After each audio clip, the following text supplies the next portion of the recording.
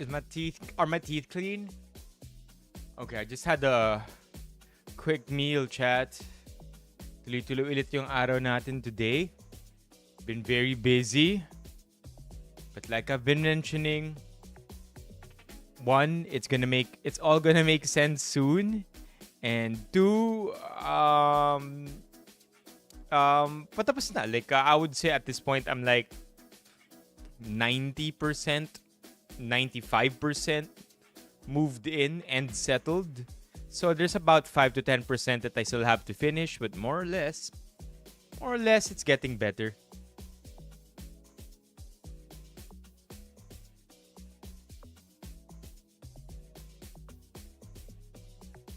Lagay lang natin yung secret formula na binigay sa atin ni SWG. Yet again, another day of 5 hours of sleep. Where's the lid?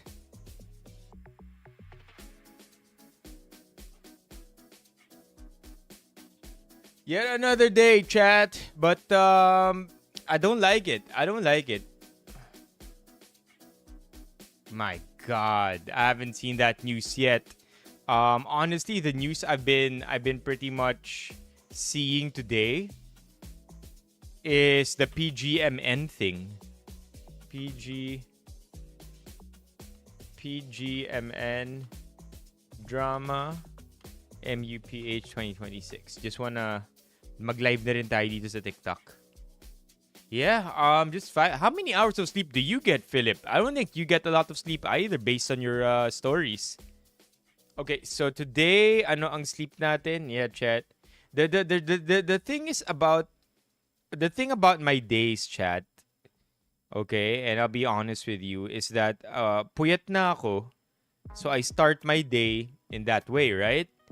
And then I get to that, and if I had a choice, I wouldn't, but I don't have a choice kasi a lot of the errands, karamihan sa kailangan kong gawin, start pretty early relative to what time I sleep. And so I only really get 5 hours of sleep. I've been getting on average on 5 hours of sleep for the last 2 weeks. Super pagod.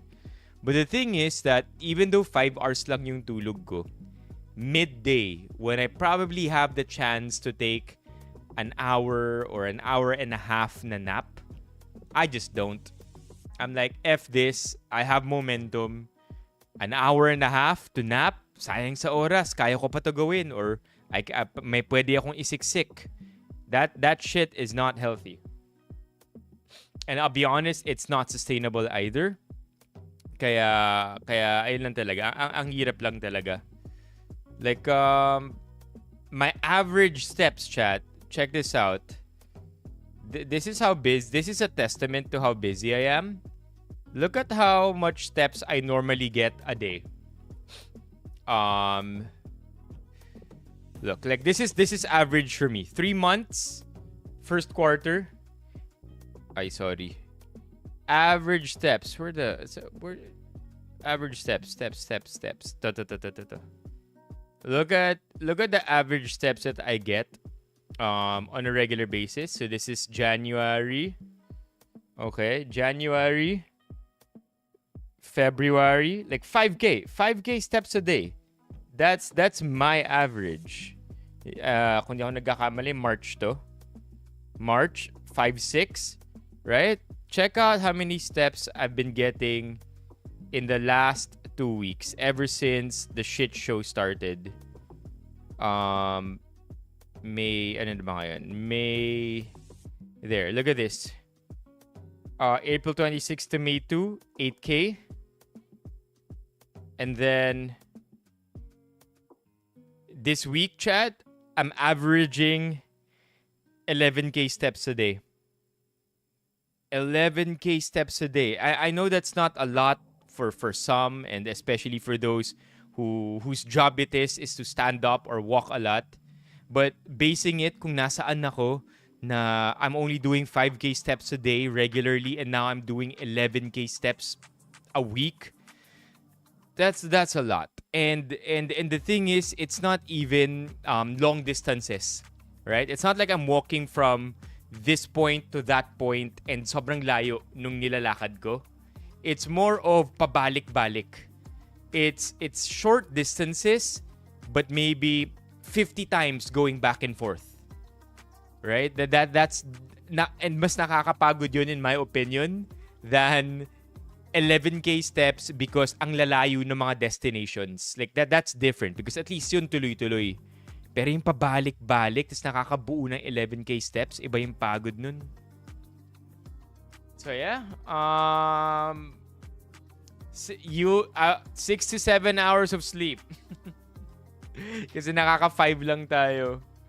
Yeah, I mean, I don't know if I'm lucky that I haven't been caught up with the news that much. Because sabi ni MJ, very toxic daw yung news lately.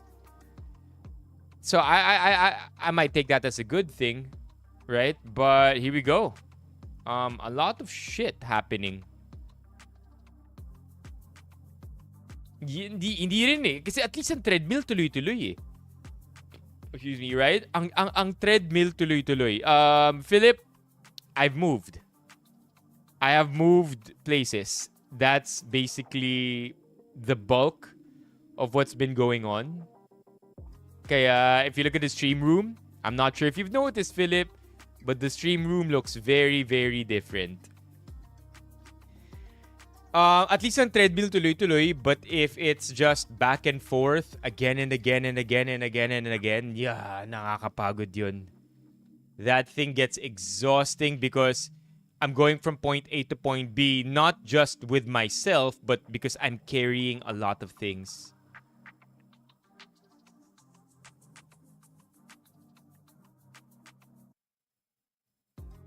Nagpagawa.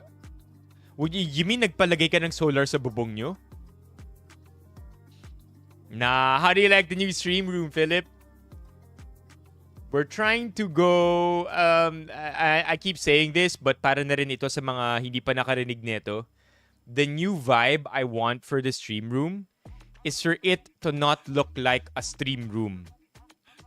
Ang gusto ko, hey, thank you, Philip. Ang gusto ko, I want it to look like a room. I don't want it to look like a stream room. I want it to look like a room. I want it to look like a room I happen to be streaming in. I'll say that again. Medyo nauutal ako. Nauutal ako.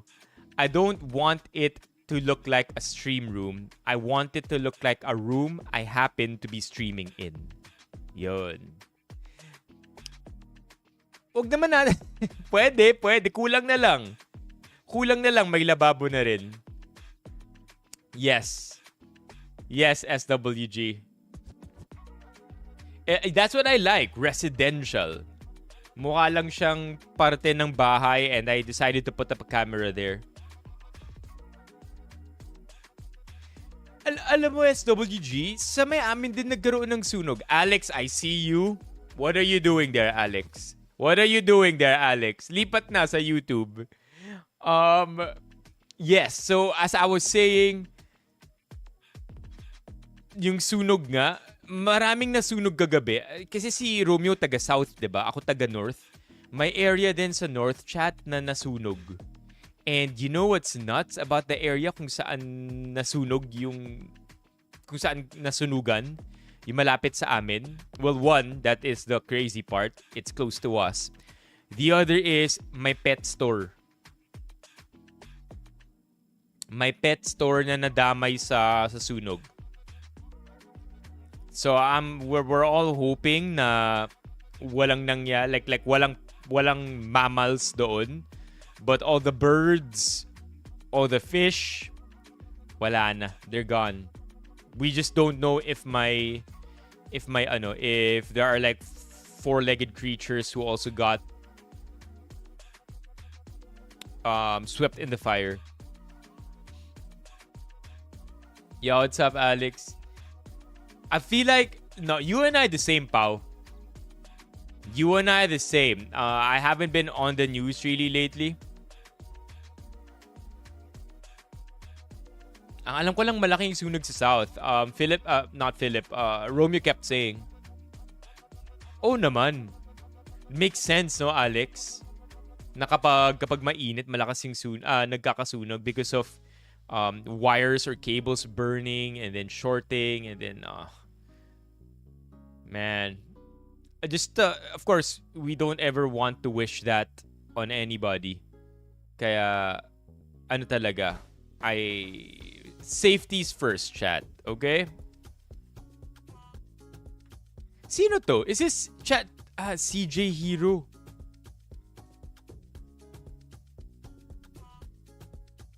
Yeah. Crazy. Anybody here familiar with BGMN? Thank you, SWG. I know na hindi tayo up to date lately sa mga news. Ako rin mismo hindi, but okay, I'll give you a solid date, chat, when things are going to get back to normal. Okay? Like I've been shitty to you. I have to be honest. You have been very patient with me. My schedule has been crazy, and that I'm not showing up in the way that I want to show up for you. It sounds like a breakup. but trust me, it will all make sense and it's getting better. The date that things are gonna go back to normal will likely be May 25. May 25, okay? Because 11 to 15 nasa Vietnam ako for VinFast. 18 to 20, no, this month. That's why things are gonna be very sporadic in the next couple of weeks. Pero promise, 25 to 11 to 15, I will be in Vietnam. I can promise you at least one stream there in Vietnam. 20, and that's for work. 18 to 20, I will be at Pico del Oro. And that's also gonna be for work. It's not because it's vacation. I mean, I'd love to go on vacation, chat. I'd love it if I had kung meron akong extra money, kung mayaman lang tayo, right? I would love for these things to be vacations, but I will just take this as perks of the job. Na nakapag-Vietnam dahil sa trabaho, nakapag-Pico del Oro dahil sa trabaho. And in case you didn't know, I'm going to Pico del Oro from May 18 to 20 for WWF. Hindi para mag-wrestling, but I'm gonna attend like a camp where supposedly streamers are the shittiest energy wasters in the planet. And I'm gonna be with the good news is I'm gonna be with a bunch of other streamers. Lahat kami streamers ang in-invite into this gamer camp where they will be teaching us how to maximize energy efficiency, be less wasteful, and contribute to society by not spending too much electricity. So of all the kinds of jobs out there, I think it's pretty cute that WWF thinks that streamers waste electricity. And I guess to a large part that can be true. But at the same time, I think pinili rin kami ng WWF because they are also sponsored or collaborating with Tencent, which is a company that has a lot of gaming brands under it. So it makes sense, right? Oh, yeah. So 18 to 20 ako. Yeah, it's... Okay, so yun yung mangyayari sa akin. What? SWG? But before you go, SWG, thank you for this. This has been my lifesaver recently. Sabi ni SWG, use it when my eyes feel tired. And I do use it when my eyes feel tired. I like it. It doesn't magically erase my tiredness, but it sure does help me look a lot less tired. What's up, Chuck? What's up, OJ? I know, chat. I haven't heard from Romeo. Honestly, I'm also a shitty replier across social media. Wala ako masyadong nakakausap. Even my friends, I'm not talking to a lot. Um, but yeah, it should be okay.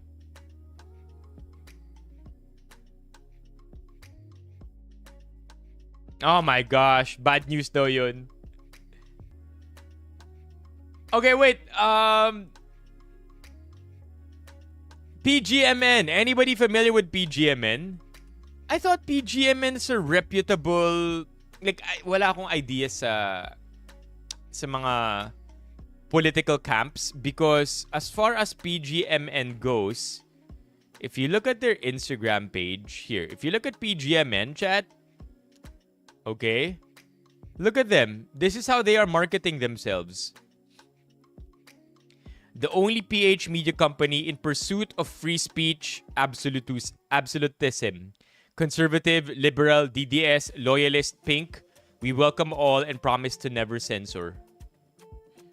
So, because they're saying it in that way, or that's how they're branding themselves, yun yung naging idea ko sa kanila. What's up, AIDS?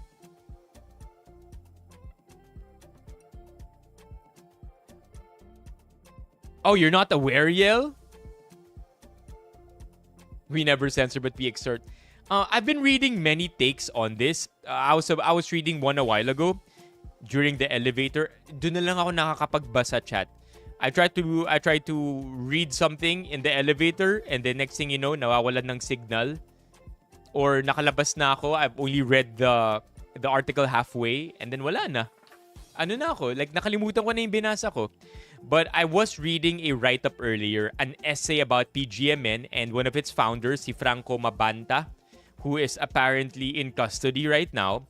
Not a lot of news has really been out about it yet. No official statements from the founders or any of the higher-ups of PGMN. But as far as the news or the rumors go, or at least the leading information goes, Franco Mabanta was arrested for allegedly extorting a high public official for tens of millions of pesos, and then nahuli siya because it was a sting operation kung saan marked money yung ginamit. I hope that made sense. Let's just Google it. Franco Mabanta. There you go. Franco Mabanta nabbed for Martin Romualdez extort try. A founder of social media news outlet was arrested on Tuesday night along with 4 associates. God! Over an alleged attempt to extort 350 million from former speaker Martin Romualdez. Can you imagine extorting 350 million pesos? That's a lot of freaking money, chat. That's enough money to give your kids a good life. And it's like I'm not even talking about we're all driving sports cars. We don't need that. Like, I don't need that. But with 350 million pesos, kaya ko nang pag-aralin yung anak ko. 2 anak, siguro 3 anak pa nga from primary school all the way to college. Good education. Maybe until they graduate, 21 years old, right? That's a lot of money. 350, like, that's not big money in terms of a lavish lifestyle or living the life, or perhaps in the US, but in the Philippines, 350. Anyway, Franco Mabanta, a self-styled political strategist who founded the PGMN, also known as the Peanut Gallery Media Network, on Instagram, they only have 146K. Pero kung di ako nagkakamali, they're probably even more popular on Facebook. Let's see Facebook. I feel like on Facebook, they're even bigger. And it seems like they are. On Facebook, they have 680K. This is big too. This is big too, chat. On YouTube, they have 282K subscribers. Videos averaging maybe 12,000, right? 12,000 and so. What else? Facebook, Instagram, PGMN. So imagine, chat, just to think about this for a second. We're not talking about GMA News, diba? We're not talking about ABS-CBN. We're talking about a small-time social media news outlet with at most 1 million followers. And with 1 million followers, imagine nyo, chat, kaya mong mag-extort ng 350 million pesos. That's nuts. Because that just goes to show how much you could sway the narrative. Oh, they posted on Facebook. Who did? Parang wala. But look at this. It's a well-oiled machine. It's a well-oiled machine. They're posting every hour. 8 hours ago, 7 hours ago, 6 hours ago, 5 hours ago. It's a well-oiled social media outlet. That's for sure. And then they have their website here. It's a complete outfit. They have everything going on. They have writers. Look at that. PGMN staff. Ildefonso Corazon. Look, iba-iba yung mga writers nila. It's a complete operation of a news outlet. So interestingly enough, right? A news outlet with 1 million followers, with 300,000 subscribers, kayang nilang mag-extort ng 350 million pesos allegedly, right? Now, I'm not saying that as if to defend them, nor am I saying that to seem as though, wow, 1 million followers lang kailangan ko, kaya ko nang yumaman ng ganito, right? I'm just saying it as a matter of fact based on the allegation na 350 million pesos, something doesn't entirely fit for me. It doesn't make sense yet, but at the same time, I completely understand na yun yung nangyayari kasi wala pa tayong official information eh. Right? There's no investigation. There's no official news. Okay, let's continue reading. The NBI on Wednesday presented Mabanta to the media following an entrapment operation at Valle Verde Country Club in Pasig City.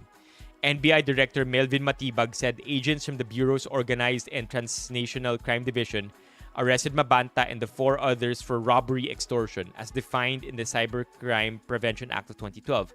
Can you imagine, chat? Look at this. Look at this. Valle Verde sa Pasig. You know who else lives in Valle Verde? Vico. Vico Soto lives here. So I wonder if Vico Soto, as the executive head of Pasig, was informed about this. Finance Officer Erickson James Pacaba, Incorporator John Alexander Vasquez Gomez, and employees Jardin Christian Requio Serrano and Franco Jose Gallardo. They remain in the custody of the NBI O3CD as of press time.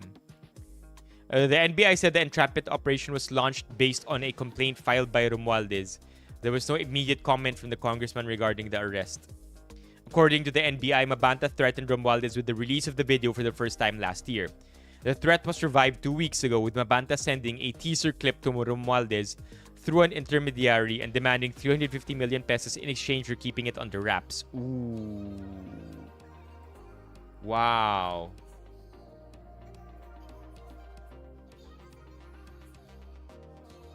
Saan na yung video na binablackmail o pinag-blackmail nila?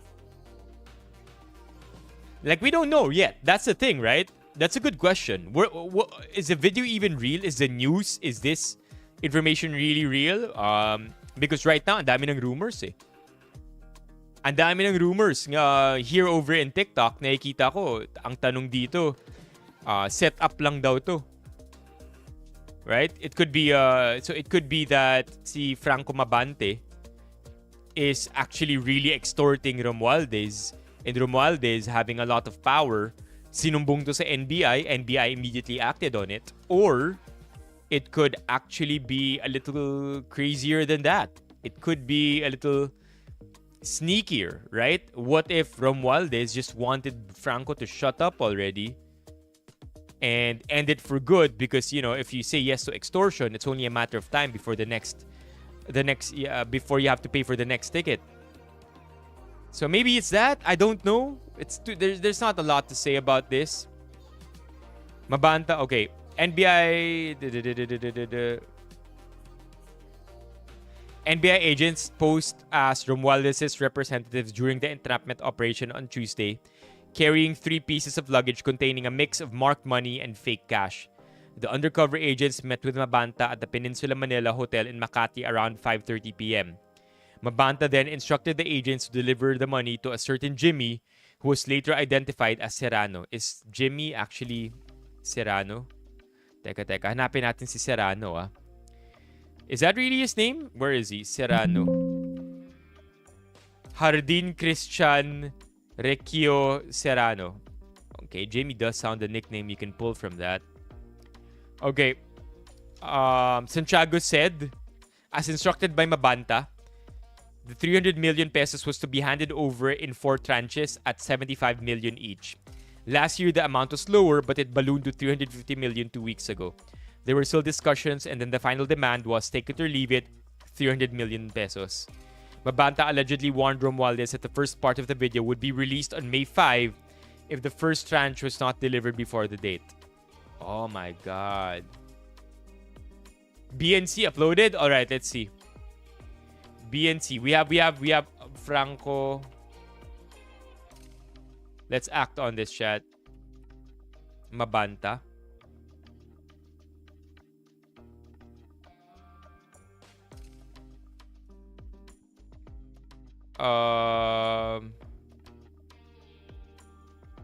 PGMN anchor James Deakin and founder Franco Mabanta recently arrested for extortion. Other PGMN actors are known pro-Duterte personalities: Rowena Guanzon, Greco Belgica, and Regal Oliva. PGMN is you, Franco. This is from James Deakin. Your struggle, your hope, your calling, given a name and a microphone. And now just over 12 months later, you've built the fastest growing media company in the Philippines, by far. A roster of voices, each bringing their own fire to the national conversation. And you have changed the landscape of Philippine journalism forever. Oh, but this is a quote from James Deakin from some time ago, right? Must be. Saan yung sa Billionaire News? Chad, please link! Please link! Please link! Ito yung... Okay, here you go. Okay, ito ang claim ng PGMN. PGMN claims this is a setup. We are innocent. Over the last 5 months, PGMN completed immense, comprehensive, painful research on the breathtaking national corruption of Martin Romualdez while he was Speaker of the House. What we have is devastating. The episode was filmed several weeks ago. It has been fully edited. It is 90 minutes long, packed with hard evidence and ready for release. That is why this is happening. There was no extortion. There were 0 threats from us. That's all bullshit. The evidence provided showed one side of the story. We committed no crime, and we can prove it. Romualdez did this to silence us. Why? Because the timing of the release of our expose would leave him in a desperate situation, particularly with his vast current troubles with the ombudsman hanging over his head, as President Marcos signals that he's clearly listening to what the whole country wants, and is at least willing to hold accountable the man widely believed to have sabotaged the first 3 years of his administration. Days before our arrest, we had been privately warned multiple times by powerful close friends who were aware of the situation that there's legitimate concern for our physical safety in that any or all of us could be hurt or killed by hitmen. In light of this, even before the arrest, I gave specific, explicit instructions that if anything, literally anything, be it fatal or injurious, happened to any of us in any capacity, our legal teams and trusted allies are to fully publish the 90 minutes expose on every major social media platform for everyone in the Philippines to see. We at PGMN have always taken profound and sincere pride in going after the bad guys. Yesterday, we made the difficult choice to go after the worst of them all. And now, we are where we are. And if this is the price to pay to do what's right, then so be it. I want my 5-year-old and 2-year-old sons to look back at these decisions when they're older and see the kind of man their dad was. Dear Martin, you know what you did to the country. We know what you did to the country. Soon, hopefully, everyone will too. Yo, this is I'm not gonna lie. It's a strong stance, and it also sounds like a rebuttal. You know what I mean? Like a counter offer, counter proposal. Gagawin mo to sa akin? Ito yung pwede kong gawin. No better time to reveal your evidence. Okay, now we have two sides of the story. We have the NBI side, we have the mainstream media side saying na may alleged extortion na nangyayari. And then now we have Franco's side saying na walang extortion na nangyayari. Ginagawa to sa amin ni Martin because it's a setup. Now let's see what we have here. Hold on. We have news here. Hello, sir. Hello. Hello, sir. Apo. Hello, sir. Malapit na kami, sir. Dito sa ano na kami. Siguro mga one. Sir, tatawagan ko na si sir? Si Jimmy? Si Jimmy, Paano bang ano naman yun, sir? Tao mo naman yun. Paano? Yeah, but this is not admissible though, right? This is wiretapping. This is protected by wiretapping. So, when the investigation goes, this is not admissible in court. Tama ba? Tama, di ba? This is protected by wiretapping laws. So, yeah, but is the NBI exempt from wiretapping law? Or pwede because they're the NBI? Like I don't know. It's a genuine question. Is the NBI okay? You know what? Let's Google that. I think we can get a quick answer just by googling it. I am somewhat familiar with anti-wiretapping laws in the Philippines. I'm somewhat familiar with anti-wiretapping laws in the Philippines, and that it isn't, and that this kind of evidence is not admissible in court. But what if it is the NBI themselves who records and publishes a conversation between a private conversation recorded without consent? Does this make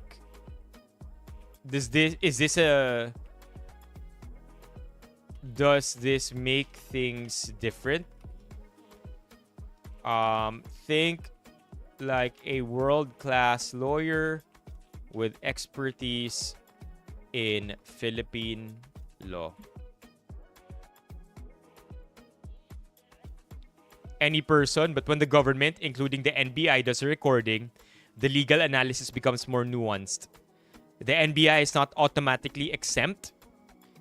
So if the NBI security records a private conversation without consent of all parties or lawful judicial authority, then the recording itself may still violate RA 4200. Court-authorized surveillance is treated differently. Human Security Act, blah, blah, blah. Authorization from the Court of Appeals, probable cause. May probable cause eh. Yun, diba? There is probable cause. Compliance with strict procedural safeguards. That one we don't know. This one we don't know either.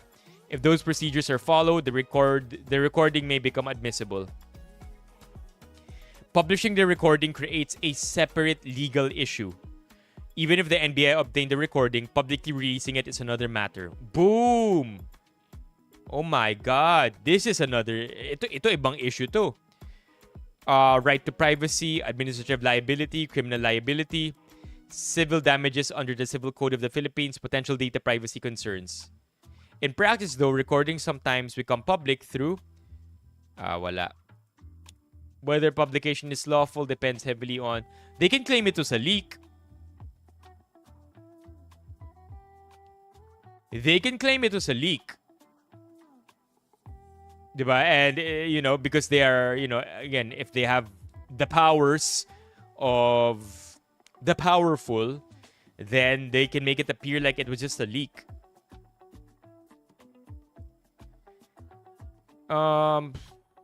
Another nuance, if a third party secretly intercepts, that is classic wiretapping. But if one participant of the conversation records it themselves, courts have sometimes analyzed it differently. Even illegally obtained recordings can still have political or investigative impact. Yeah, so basically, the NBI is not exempt from it unless court order, anti-terrorist, or special surveillance law. May nag-consent. The recording was part... Ooh. What about this, though? What about this? The recording was part of an undercover operation. And even if the recording is ultimately inadmissible in court, it may still have investigative, political, or administrative consequences. Nah. I don't think this is true, chat. Even if it isn't admissible, even if it's inadmissible, sure, maybe the public will think differently. But the powerful, the elites, yung gobyerno natin won't give a shit. You all know what happened in 2004, right? Was it 2004? Yeah, you all know what happened in 2004, chat.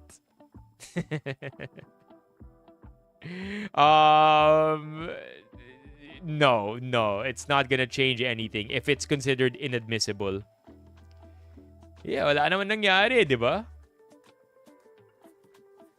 It didn't change a thing. It just barely poked on public perception. Right? The way it's doing now, the public perception is changing, but Paano namin siya? panoorin natin to. Paano ko papakilala? He's there lang, naka-face mask. Na siya lang nandiyan. Siya lang yung isa kong kasama na naka-face mask. Nandiyan lang sila. So you can just drop off the bag there. It's very, very easy. Papasok mo sa driveway.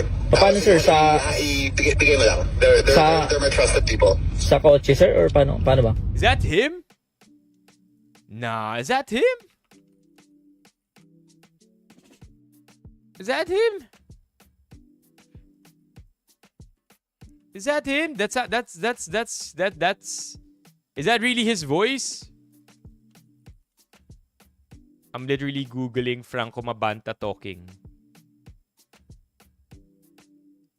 They should think about their association with Mabanta and PGMN in particular, because this should be a wake-up call that, you know, in order for journalism to flourish, ideally, the media owner should be a journalist or at least someone who understands. No. Let's do Franca Mabanta 2023. Yan. No, I want 2023 para marinig lang natin ano tunog ng boses niya. Para malaman natin if that's him.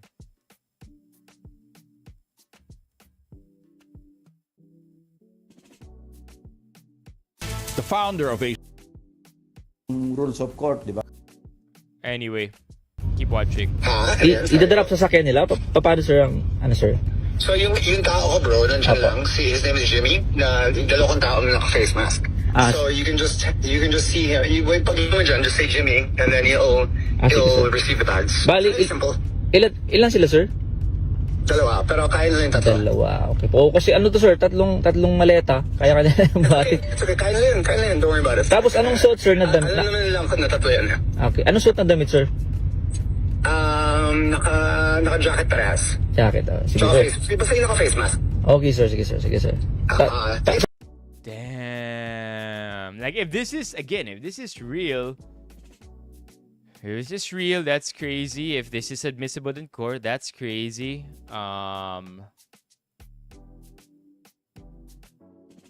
wonder what the order, anong order neto? Because PGMN posted at 2:10 p.m. yesterday. Kailan ni-release yung video na to?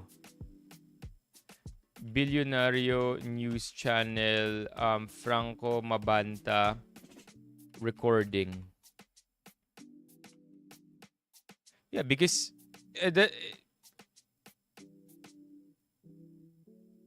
sino yung nauna?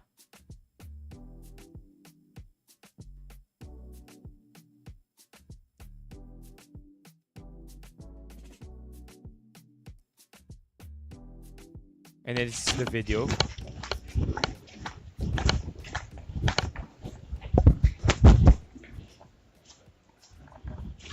Fuck, this is nuts.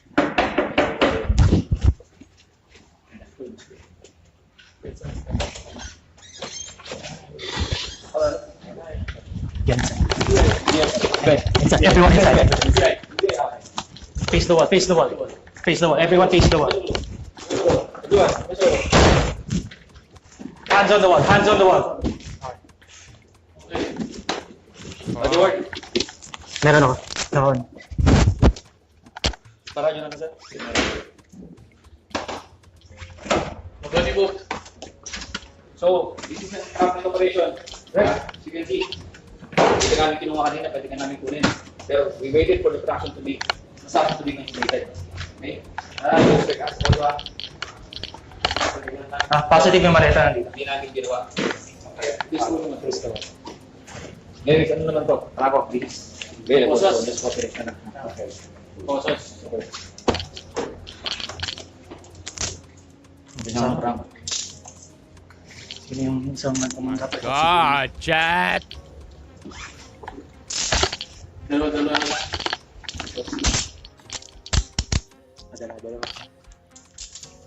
Bro.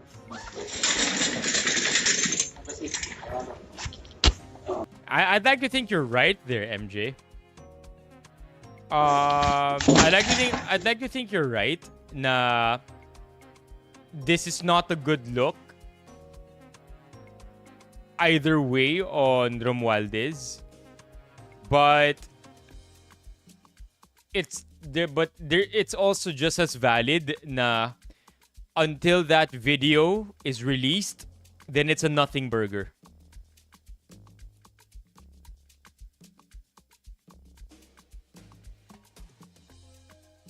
Di naman siya i-extort kung walang may extort. Yeah, mutual. Oh, I mean, that's a good take. I would think that that's a good take.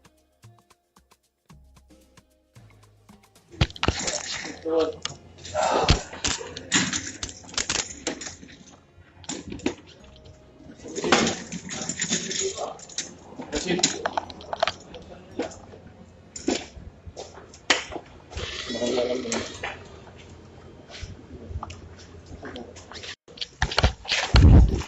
That's crazy. That's crazy. I mean, what? Okay. We haven't talked about political colors the entire time, right?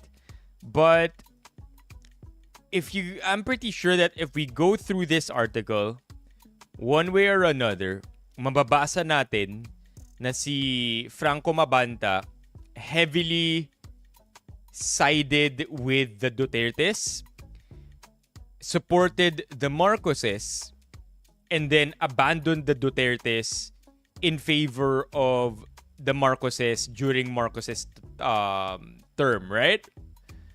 Do I have that timeline right? The heavy Duterte supporter siya nung presidency ni Rodi Duterte. And then because Sara Duterte and Marcos Jr. aligned for unity, sinuportahan niya yung dalawang yun. And because nga Duterte siya talaga, and then nung nagkawatak-watak na, naging magulo na, kay Marcos siya, pinili niya si Marcos.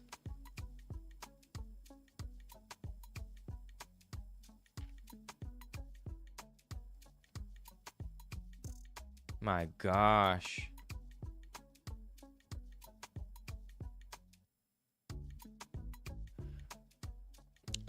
Okay, Mabanta has denied the allegation, saying that his team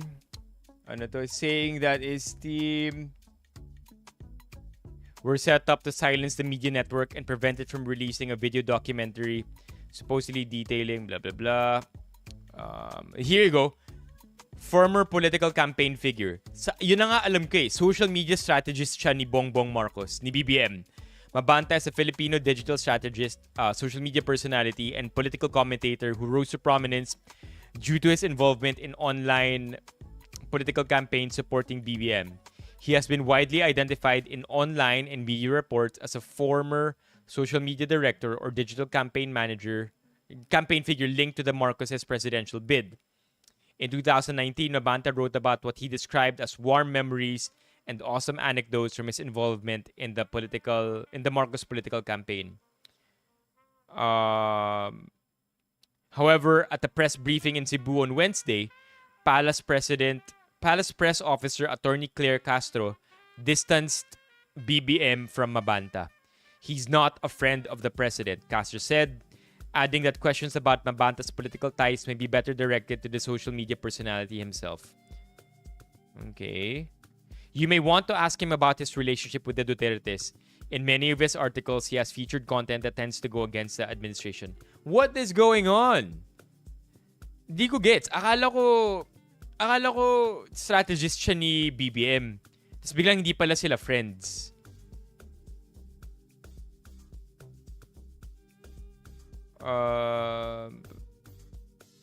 I'm confused at this point. Well, hindi pa deactivated yung Instagram niya. Look, see? But people are gonna probably already commenting here like crazy.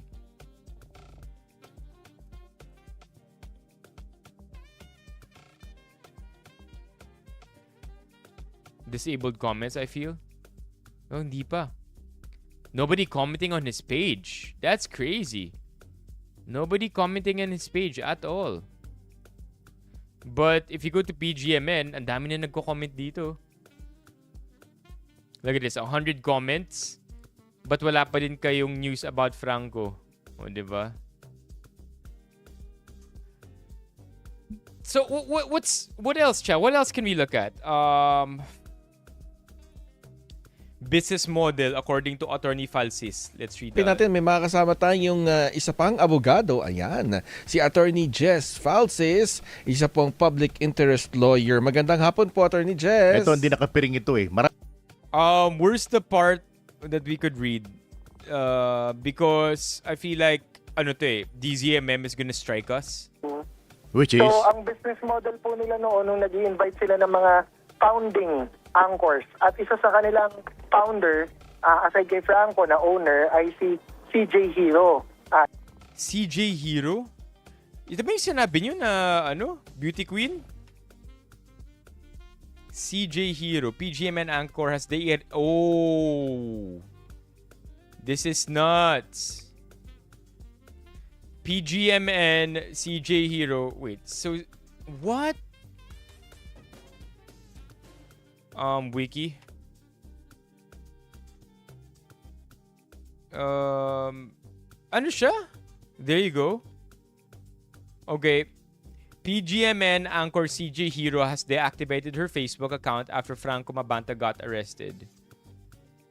Failed beauty queen, living up to her title yet again. Another L taken. I still can't believe Nico David, a paid Romualdez vlogger, has an internet W in big 2026. What's this? Isa siya sa mga founding anchor ng PGMN. Ang offer sa mga sasali sa PGMN noon, yung monetization ng mga videos. So, gagawa ng videos, gagawa ng content. Pwede kang free speech, absolute. Kahit ano daw, sabihin mo, sinong atakihin mo, okay lang daw. Pag kumita yung video sa YouTube or sa Facebook, may share ka daw sa monetization. So, okay pa yun. Kasi ano naman yun legit yun. Yeah, I would say that's not a bad offer. So I wouldn't say though that it's the entire amount pagdating sa monetization, and because I'm saying that because it's not big money. You can't monetize Instagram Reels, you can't monetize TikTok posts. You can monetize Facebook Reels Pero hindi rin ganun kalaki ang kitaan sa Facebook Reels. I would say, chat, that 1 million views on Facebook will probably give you anywhere from maybe $5,100. I think 1 million views will be about $100 on Facebook. So maliit lang yun. So anyway. Yung kikitain sa YouTube or kikitain sa Facebook, that's legitimate income as long as you pay taxes, no? The other thing na na-offer kasi nung meeting na yon, na-mention na sa akin no ni Mr. Franco Mabanta, and I was in that meeting September 2024 along with CJ Hero and others, na bibring up yung idea na kung meron kang political client na dadalhin or madadala sa PGMN, magkakaroon ka ng komisyon doon sa ibabayad ng political client. And you have to note September... Wait, what?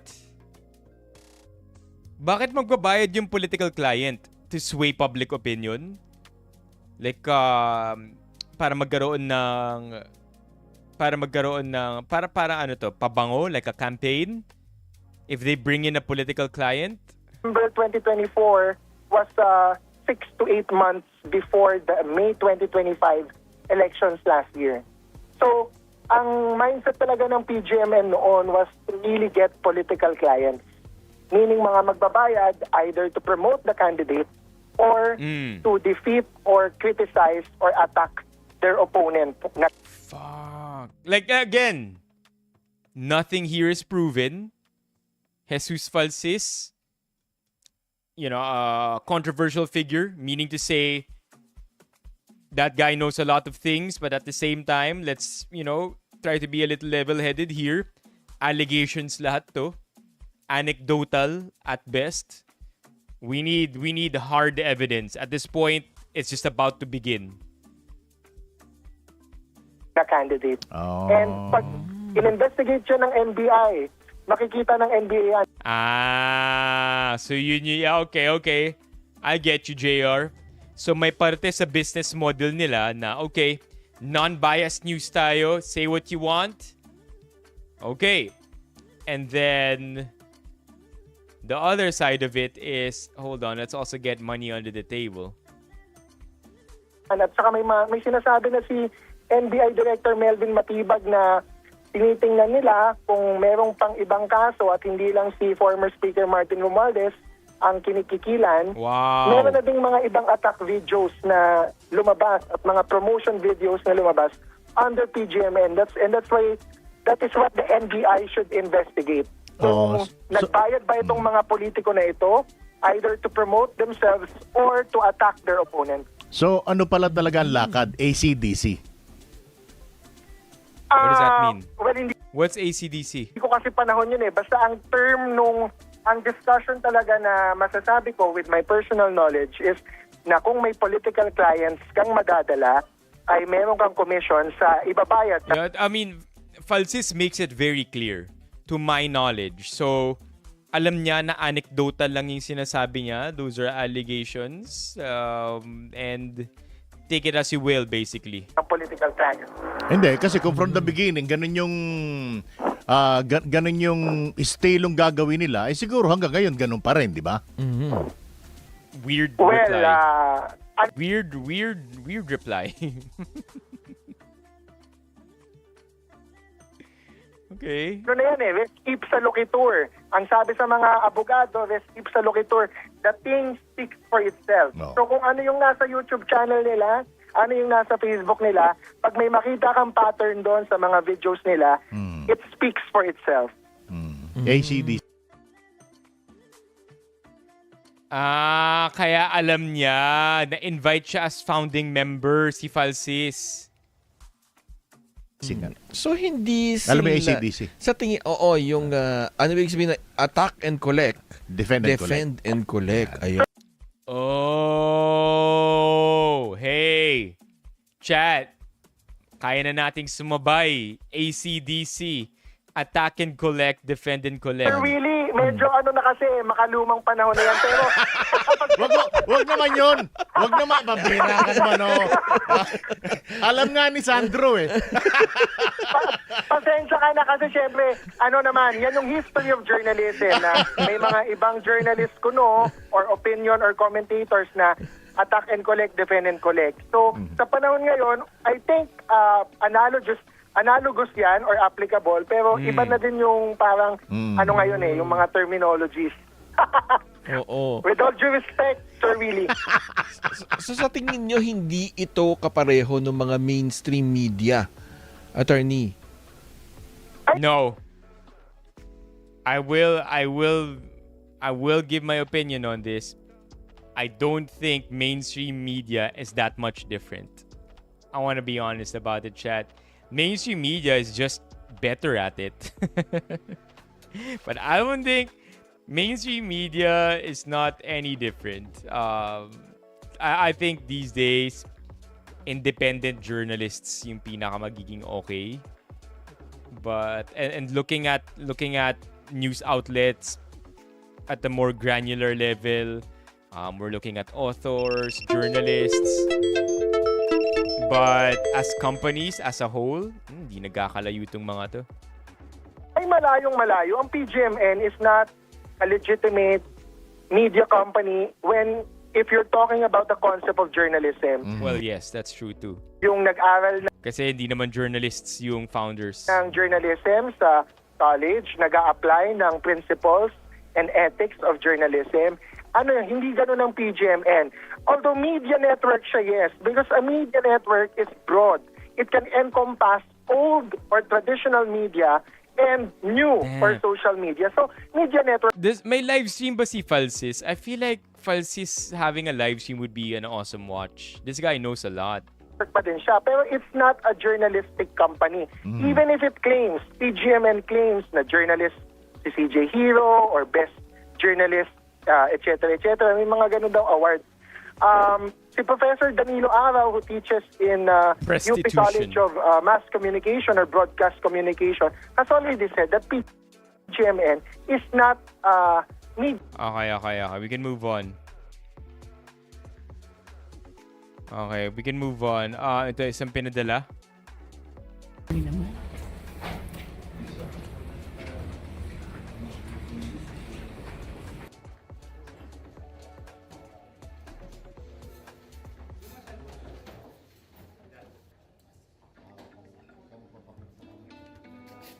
Damn.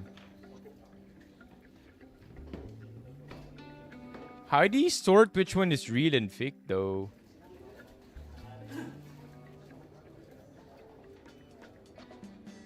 Grabe, that's 75 million in cash, chat. Just let that sink in for a bit. A stack of this is 1 million pesos. That's what? That's a car right there. Crazy.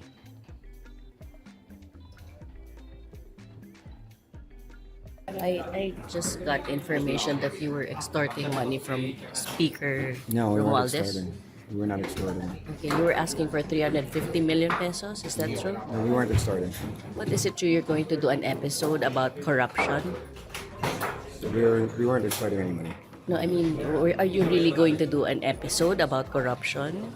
We're not extorting any money. Yeah. Sorry. My question was about an episode on corruption. Are you going to do I'll that? wait for my lawyers to arrive. All right. Is it okay to ask how do you feel now? We'll be okay. Okay. Are you angry or something? Or No, I'm okay. you're fine? I'll wait for my lawyers. Thank you. All right. Ooh.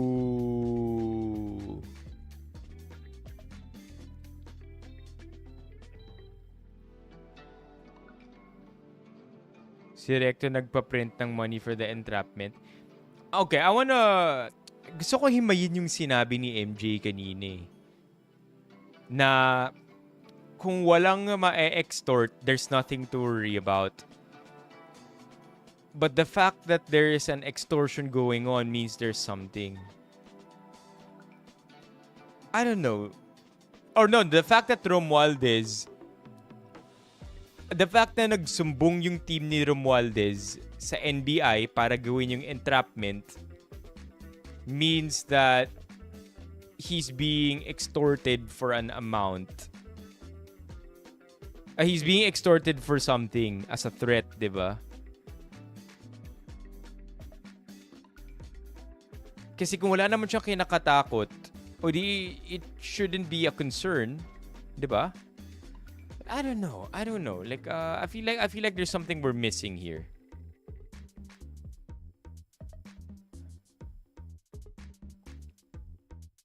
Okay to ask, how do you feel now? We'll be okay. Yun nga eh. The dead man switch is on. I feel Fish Fiend. Sabi, di ba? If there's any death or injurious thing that happens to him or his team, magkakaroon na i-release yung 90-minute video.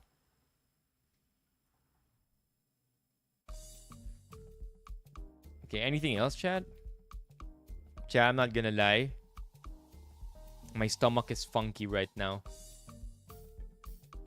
Biglang may nakain ba ako?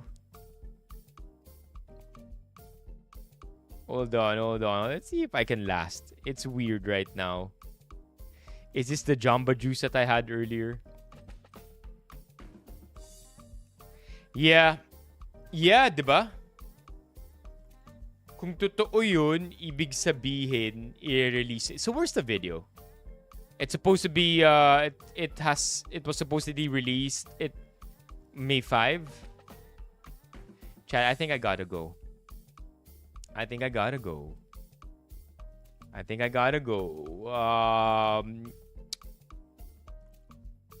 Pinapawisan ako. Here, we have another one here. If you don't want to become our next piece of content and risk destroying your political career. Ooh, what is this? Okay, you want to wait? I mean, sure, if you want to wait, well, I'll run like a couple of ads. I just got to take a dump, chat. I'm not kidding. I got to take a dump. We're that close now. Okay, I'll run a couple of ads. Ano IRL stream? Alright, chat, I'm running an ad. BRB.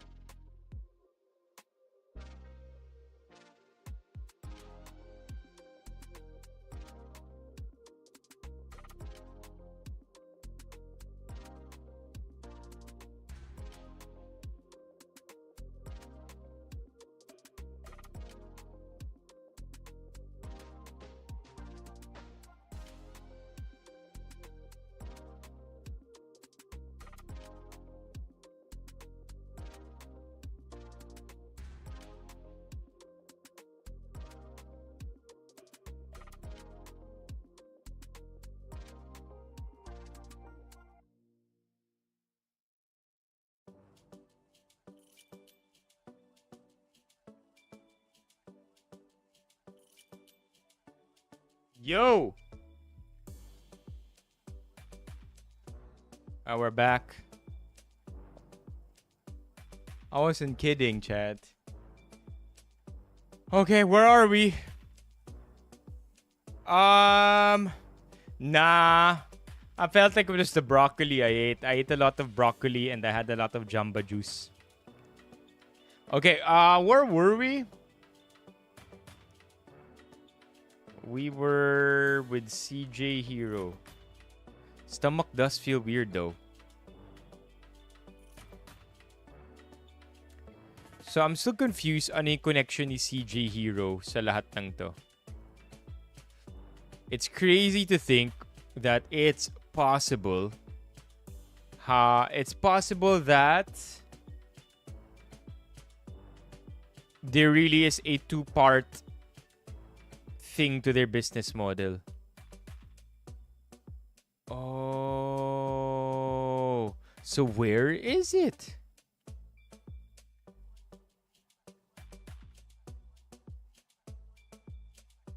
Met Gala in 1976, Imelda Marcos.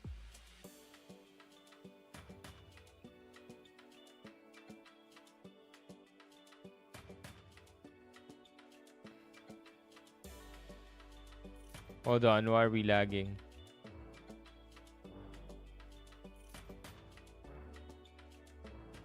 Di pa rin ba yan crime? What is? PGMN host CJ Hero may soon be summoned by the NBI. Ituturing ngayon si Hero bilang person of interest kaugnay ng robbery extortion complaint na inihain laban kay PGMN, Mabanta at 4 na iba pa. Tinitingnan namin yung participation ng individuals na nandirito sa PGMN. Kung tutuusin, based dun sa complaint na binigay, dapat mapasama siya sa inaresto. Baka sumabit si Deakin at Edu? For real? I don't think that's gonna happen. Like, imagine.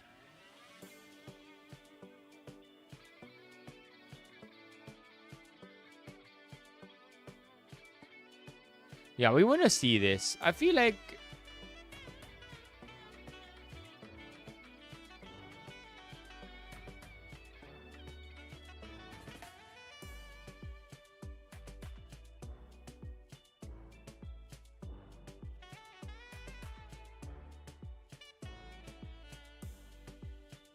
I know, Duterte supporter show.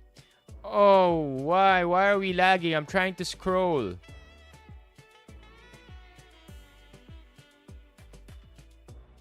Okay. I think we've gathered as much as we can for now.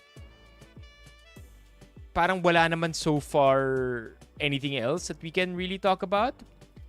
No new links from you either. So I suppose everything is covered. We saw both sides. No, we haven't seen Romualdez' side yet. Wala pang official statement from his team. But we've heard from Franco Mabanta and PGMN. We've seen the NBI side. We've seen the media side. We've even seen BBM side through Claire Castro, yung PR niya. So this is a developing story for sure. What I'm looking forward to is seeing the actual video that they're talking about. Because, I mean, thing is though, even if they do put out that video, this is for me going to be the tricky part.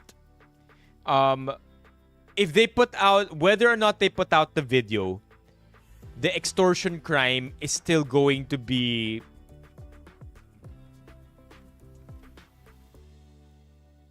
charged against them. 'Di ba? Ilalaban at ilalaban pa rin yung extortion na yun sa kanila. So at this point, wala nang power yung video over anybody. If anything, it's just going to create more storylines and more things to talk about and expose what should be exposed kung meron man. Oh, Romualdez' camp?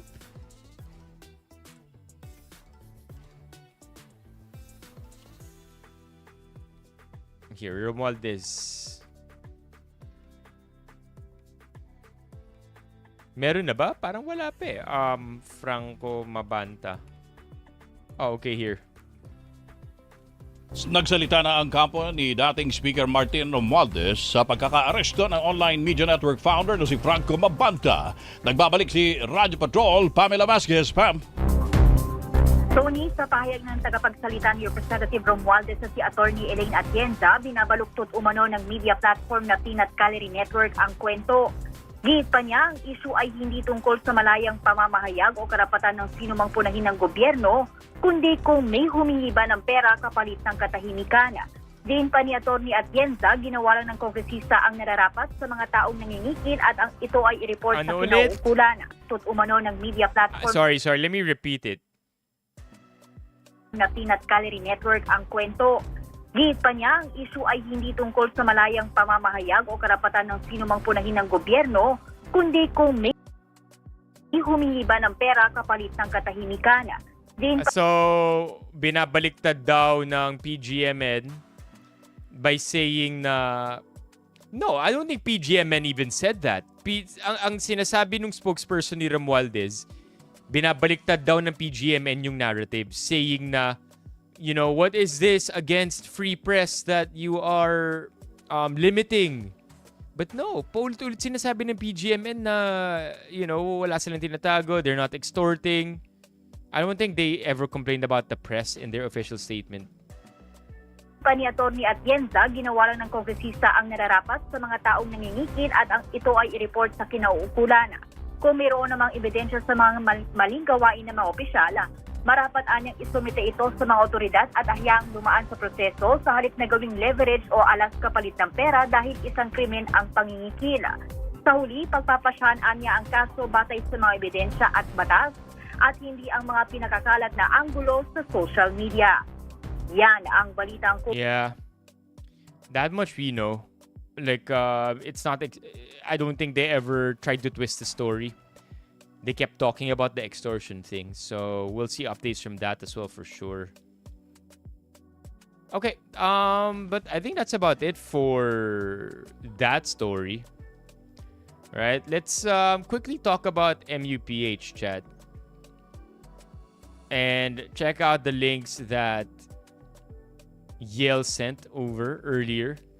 Mga interview daw ni Boy Abunda. Sabi ni Yale dito that, I mean, Yale is our, how do I say this? Yale is our reliable resource person pagdating sa volleyball at sa MUPH. Interesting daw yung interview ni Tito Boy, tsaka dun sa Fast Talk part, may controversial answer si Bea. Ooh, including the Fast Talk part. Okay, let's watch it and see how far we can get away with this one.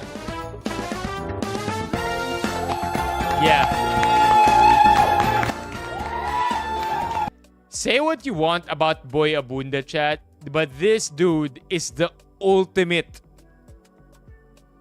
popular news commentary person ever. Commentator. Before streaming was made, before anything about internet commentary was made, this guy was it, man. And up until today, sobrang relevant pa rin ni Boy Abunda na day after, within the week of any special event surrounding any personality, guest niya kaagad. Magandang hapon, Pilipinas at buong mundo. Naitay Kapuso, pahiram po ng 20 minutes ng inyong hapon. Ako po si Boy. And welcome to Fast I Talk. already updated my drivers. In-update ko na yung drivers ko. Bakit ganito? Let me pull up the... Yan. Let me pull up processes. Ayan o, nabubugbog yung GPU. With Boy Abunda. Sa lahat ng mga kaibigan natin sa Facebook at YouTube, maraming salamat. Sa lahat ng nakikinig po sa DZ, I agree, Spotify, Apple Podcasts, panalo ho kayo lahat. Dahil... You're quite flexible. Do you do Pilates, ballet, anything? Not much, but you know, I'm no, I'm joking. I just run. Okay. Bea, muli... Nakakapagod siguro to, chat. I mean, of course, trabaho niya na to, no? But can you imagine doing everyday full glam? Oh my gosh. Sobrang kapagod. Sobrang kapagod yan. Like like maybe you spend maybe an hour of your day doing full glam, right? Like and then another hour of your day removing just getting ready for bed, doing skincare. Part of the job, sure, but it must be very tiring. So props. You're quite flexible still. I'm sorry? You're quite flexible. Do you do Pilates, ballet, anything? Not much, but you know, I'm no, I'm joking. I just run. Okay. Bea, muli, alam niyo po, mga nanay, tatay, at kapuso, napaka-controversial po ng mga kaganapan. Pag-uusapan ho natin mamaya yan. During the contest, you won most of the awards. You've heard of the Hakot Awards curse. Yes. Okay, this is what Ron was talking about last night. Na sinabi ni Ron kagabi na usually yung Hakot Award curse, you don't end up winning the crown. Like, ang nangyari noon, Winwin Marquez, even Michelle D, kung hindi ako nagkakamali, during the time of Michelle and Miss Cortesi. Kung saan napanalunan din ni Michelle lahat ng awards, and then Celeste won. What was your feeling when you were winning all the awards? To be completely honest, all I was concerned about was that I could pay rent through the end of the year because I support myself here in the Philippines, and that's really what I'm concerned about, is providing for myself. I don't want to stress out my family since I've already made the decision to move so far away from my parents. So I was just relieved that I could focus on studying for the law school entrance exams. I wouldn't have to worry about working to pay for rent. And that was my primary concern, So, not habang necessarily binibilang mo yung mga awards na Do you buy that answer? Because I do. I think it's such a specific response. Diba? It's such a specific, simple response that it kind of feels like she's saying the truth.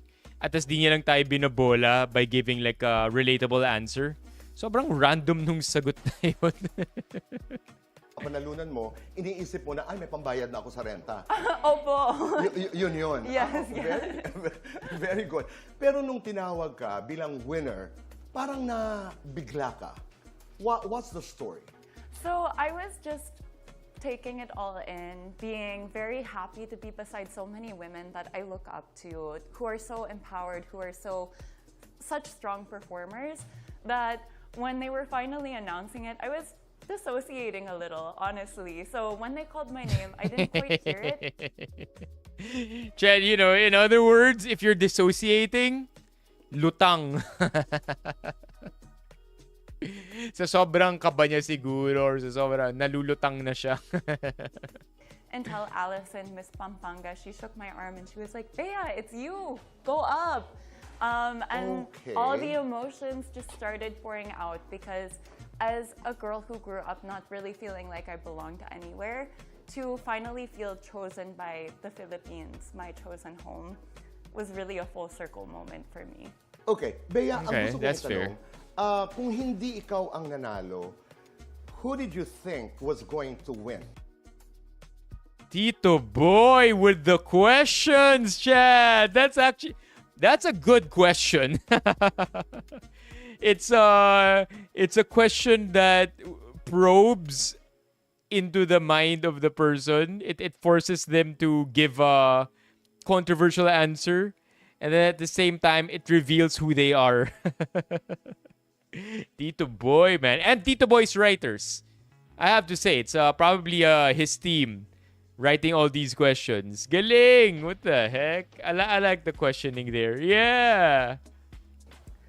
Sa isipan mo lang. I thought it would be any of the 7 that were up there, because I was the second to go for Q&A. So I heard everyone's answer except Miss Oton Kodorat.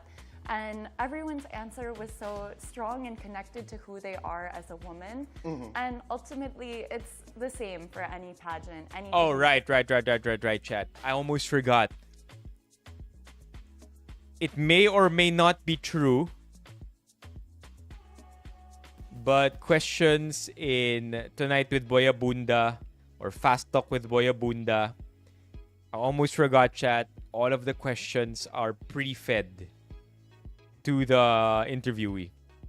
At least as far as I know. So, anecdote lang yun. Pero sa alam ko, and I do have, you know, a credible source for this, I would say. The interview questions are pre-fed. So that's just worth thinking about. Para, I mean, like, it doesn't mean she's any less honest. By the way, may Invisalign yata siya. It doesn't make Bea's answers any less honest. It's just something to know. Invisalign yun, no? Any different board of judges, it changes what they're looking for. So I really wasn't sure what the judges were looking for, but I was so inspired by Ate April Smith's performance. I was so uplifted by April how kind was, she I'm sorry, was. April was Miss Cebu City. Okay.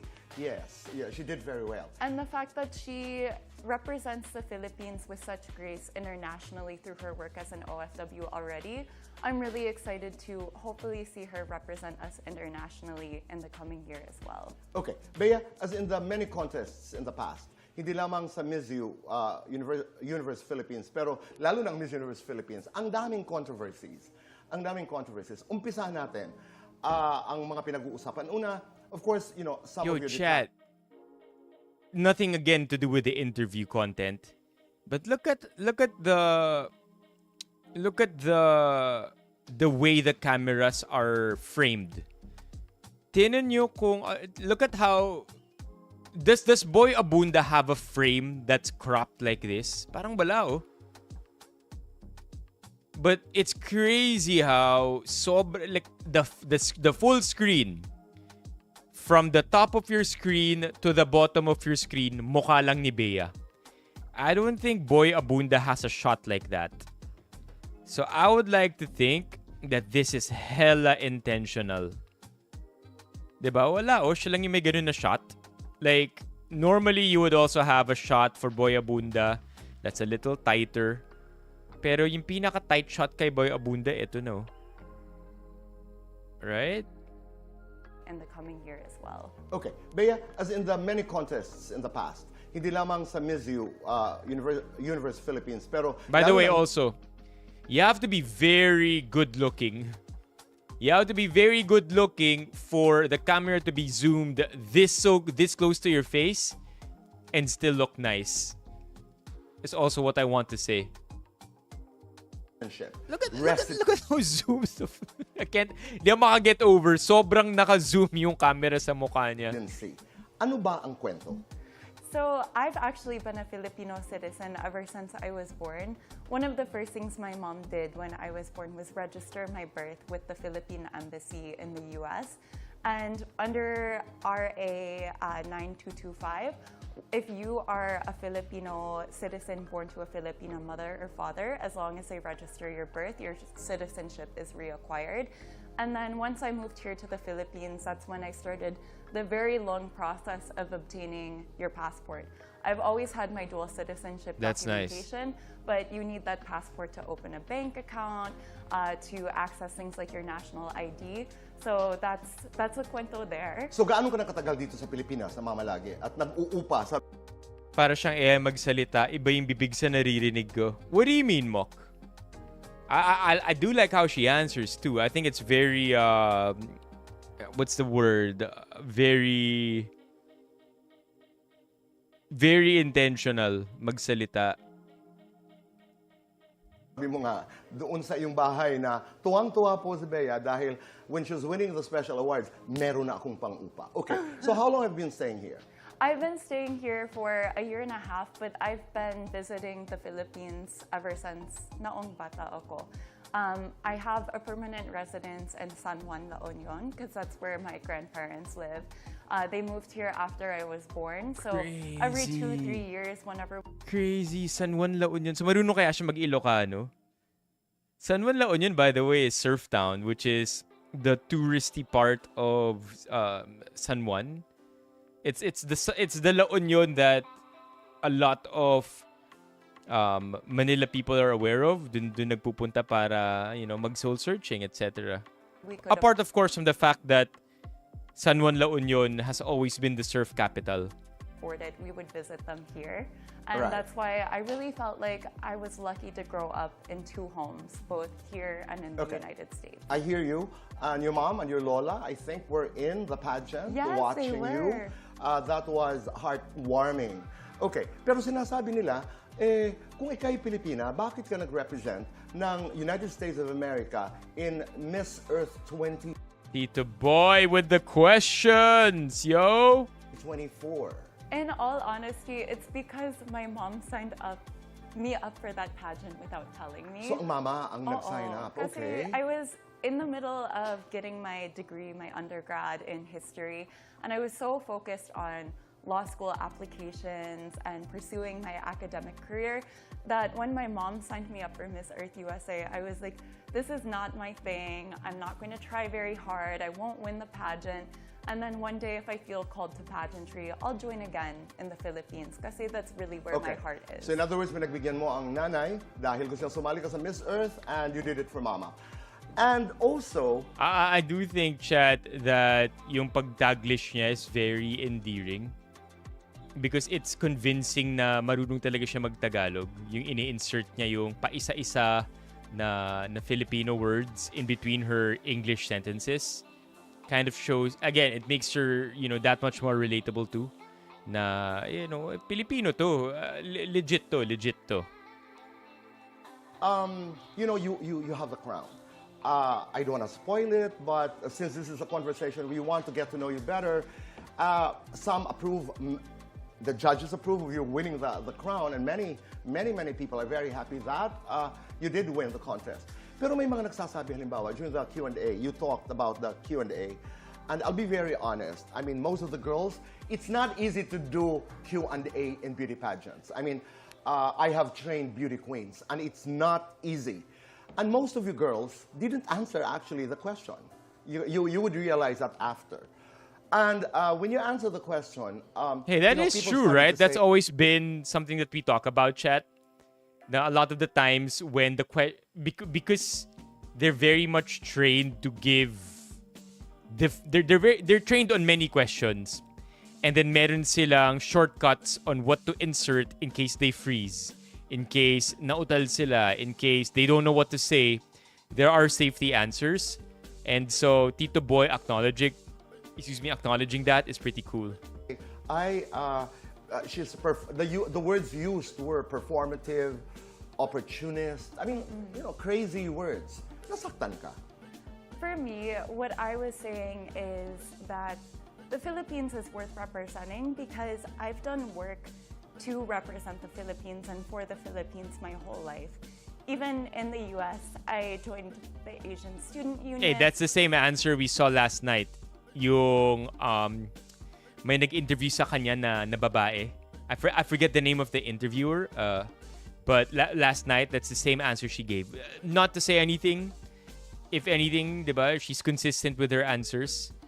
Pero, yeah, just wanted to point that out. Pretty cool. And I was joining protests of Stop Asian Hate because I wanted to live up to the legacy of my Lola and my mom and all they sacrificed. And I get a lot of criticisms that I'm an opportunist or I'm performative, but throughout this whole journey, I've just been trying to be enough for myself and enough for younger Bea, who is proud to be Filipina. And Yo! No. This is insane. Because last night, when she gave this answer, naiiyak din siya. Or nagka-crack yung voice niya. Why is the same thing happening right now?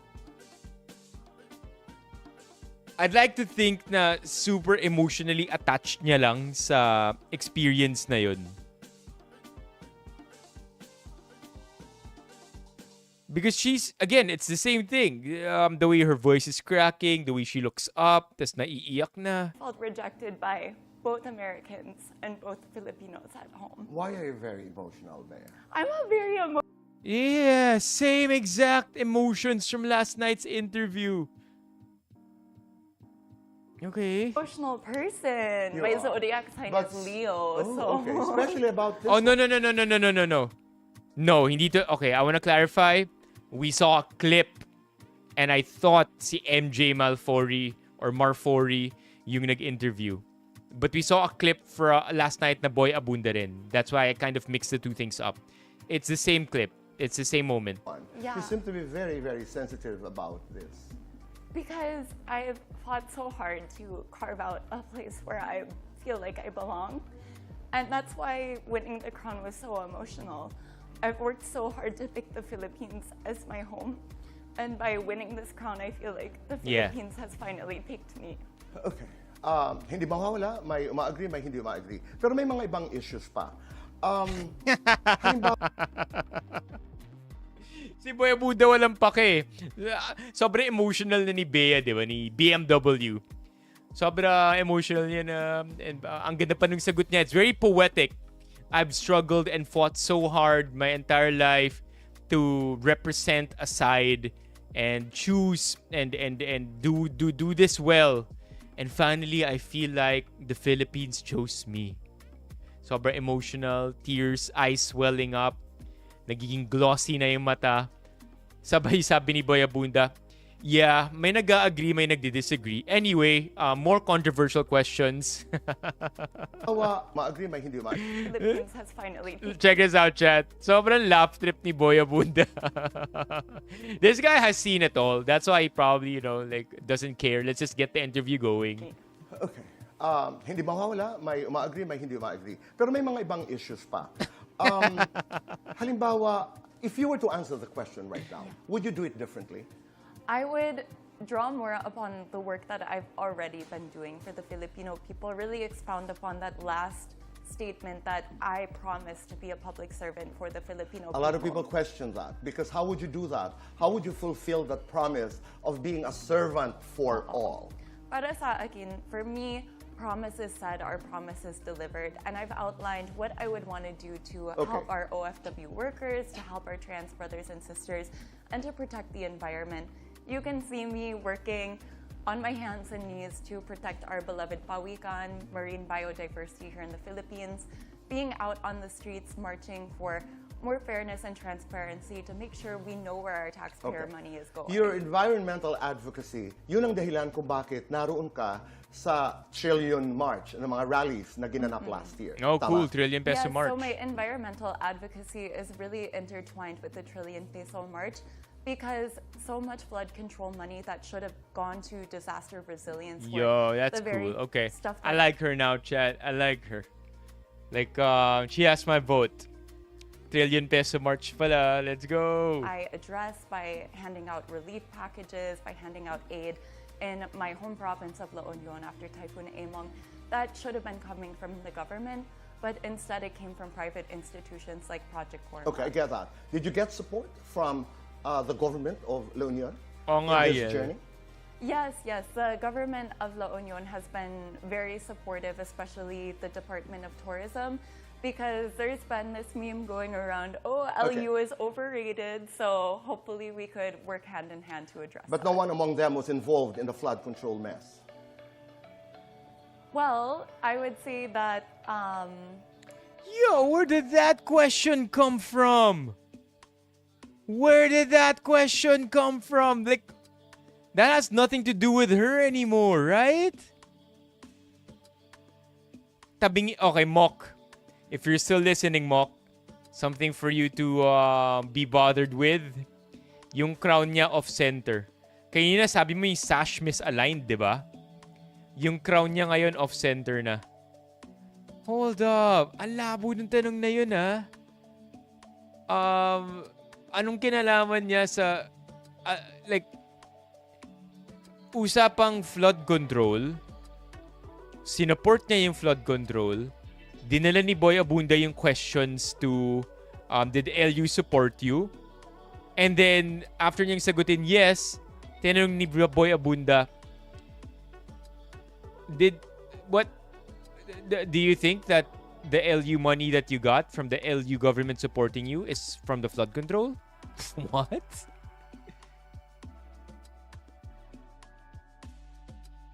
Yeah, but it's a loaded question is all. Diba? I don't think it's not a question that's relevant to the atmosphere of the interview or the general energy of the interview. Bakit biglang loaded yung tanong?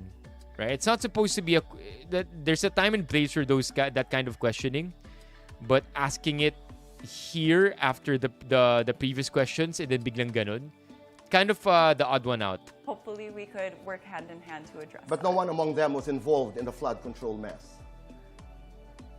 Well, I would say that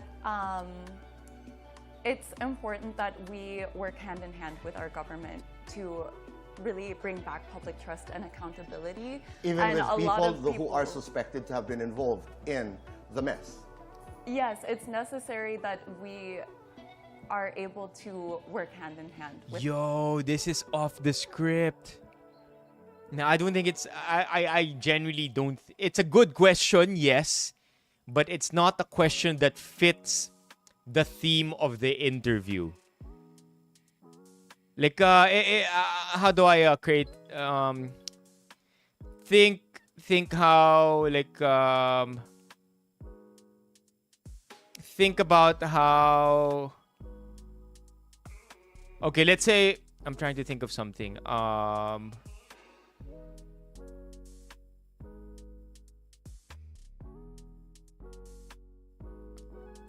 trying to think of an example, but I can't think of a good one.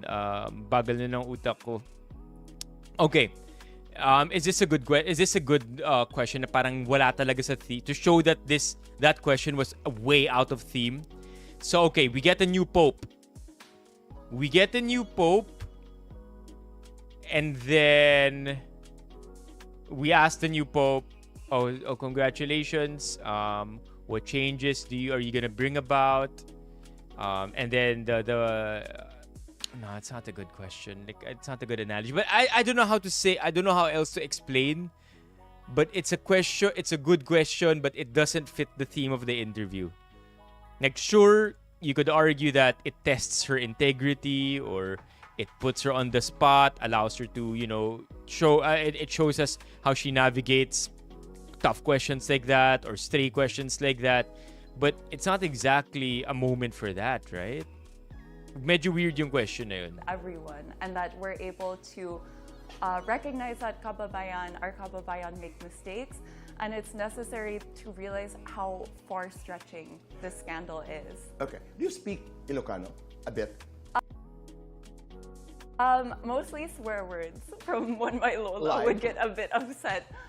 There's always like nagbastos, and I know the basics like Okinam. Kapigat. Okay. How about Okinam? How far-stretching this scandal is. Okay. Do you speak? You could see how she got caught off guard with the way she raised her shoulders here. Overrated, so hopefully we could work hand in hand to address But that. no one. Yeah, there. Oh, LU is overrated, so hopefully we could work hand in hand to address But that. no one among them was involved in the flood control mess. Look at the shoulders, diba? Well, Still I would very say poised with our though. a lot of Who are suspected to have been involved in the mess. Yes, it's necessary that we are able to work hand in hand with everyone, and that and it's necessary to realize. Bit. Mostly swear words from when my lola would get a bit upset. There's always like nagbastos, and I know the basics like naimbag apigat. Okay. And you're learning. Keep learning. Okay. Another controversy. You're learning. Keep learning. Tama yan. Sige lang. Tito boy, man. Like another day in the office for this guy. Controversy about Miss Universe Philippines. The host, Marina Summers. Yes. Your take on the way she hosted the pageant? She was nothing but professional and really stuck to the script of what Miss Universe Philippines expected. Marina Summers is trans, right, chat? Her. And I really wanted to take a moment to commend that this was such a history-defining moment. because Miss Universe Philippines is not only a pageant, it's a cultural institution here in the Philippines.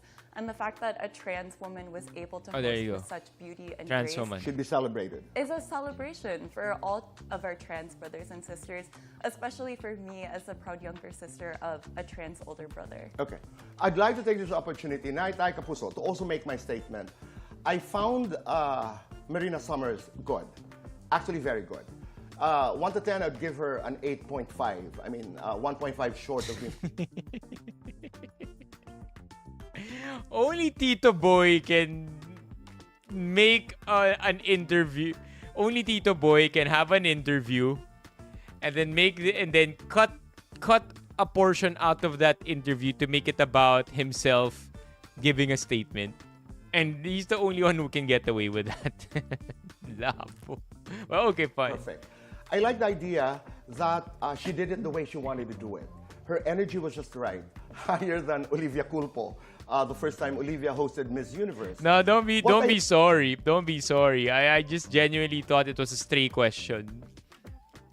I'm not looking down on pageants or Miss You. Not at all. All I'm saying is it kind of doesn't align naturally with all the previous questions. Like, you could say that it starts light and then gets heavier and heavier, sure. But it kind of went from, okay, let's start with a 3, crank it up to a 4, and the next question, let's do a 5 maybe, and then a 6. But this one went from like a 6 to a 9. You know what I mean? Sure. That's why it felt like it was a stray. Or I have another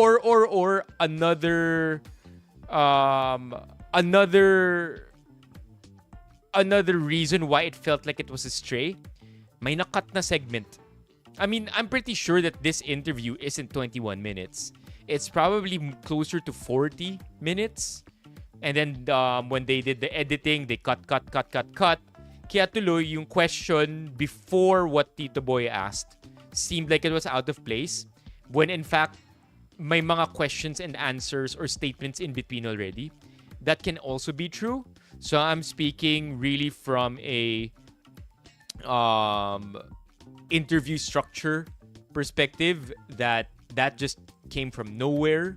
What I liked about her was she didn't fall into the trap of doing the hosting chore for Miss Universe Philippines the way, others would have done it. I'm not saying that the way others do it is wrong. Pero ang napakaganda kay Marina para sa akin, tama ang energy niya. She didn't scream. She didn't host it like a boxing match. She didn't host it like a mixed martial arts championship. She didn't host it like a game show. She did it the way she wanted to do it. She did the Q&A very well, and I just love the idea that a trans woman hosted Miss Universe Philippines. That I agree with you. That calls for a celebration. So she did very well in my book. And this is an opinion. At ang maganda ho dito, may mga opinion ng iba, may opinion ho kami. I'm waiting for the but. Let's not fight. Let's hear each other. The more that let's elevate this conversation into how things should be done. Pero hindi dahil sa hindi siya sumigaw, kasi may mga in previous beauty contests, not just Miss Universe Philippines. For example, when you top 12, you say, okay, let's start announcing the top 12 or top 10. First in the top 10 list is, let's say number 16. It's okay to others. Marina decided to say, raised her level of energy a bit on number 16. And I found it really interesting. The other controversy was Ralph, the young host. Ralph De Leon, who had some technical problems during the show, inulit-ulit niya yung kanyang line. Were you aware of that? Yeah, so actually while that was all happening, us on stage were kind of giggling because it's a bit unfortunate. 4 times in a row the microphone doesn't work. Right. But we also saw some reactions from Miss Universe Philippines organization as well.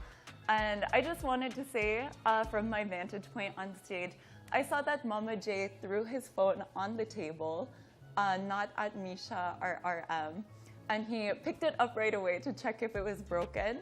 And when I spoke to Misha too, he was... Twice, actually, he did it. But he didn't Yeah. hit the guy in front of him. No. I know Jonas. I mean, he's not violent. Yeah. Okay. And Misha went to Borak. He's so good. He's like... Yung posture din ni Boy Abunde, ano? Yeah, and I know. Yeah, I know Jonas. He's not violent. This guy, man, that's why he's such a character. Sobrang unique niyang individual talaga. Right after with the whole group and was being carried around by Mr. Supranational Princess style. So I think he's okay. No, but I'll tell you something. In that situation, na ang gulo-gulo, there was a mess, there was chaos happening. For the CEOs of pageant, I think their behavior was warranted. But syempre magagalit ka, nagkakagulo. There was a technical problem, etc. Alam nga naman, ngumiti ka pa, and then your phone was not working because there was no signal. So the way Jonas was reacting to me was, how I would react. Valid. I would have reacted the same way. Yeah. But to Ralph, if you're watching, Makes do not sense. allow that experience to define your capabilities as a host. Pero, tip lamang sa mga hosts. Oh, wait. If you go through a technical problem, like, halimbawa, 4 na beses, sinubukan mong, ladies and gentlemen, tonight, tapos hindi mo naririnig ang sarili mo dahil may problema, pero naririnig ka sa labas, a technical problem for a host is not supposed to be solved by the host. It should be solved by the production, by the technical people. So, yun lamang yun, and I hope it doesn't discourage, Ralph from going and pursuing a hosting career because he's very, very smart. It happens to all of us. Did he panic? A bit, yes. We all panic. Halimbawa, nawalan ng tunog, di ba? Hindi mo talaga malaman kung ano ang gagawin. But were you giggling because he was cute?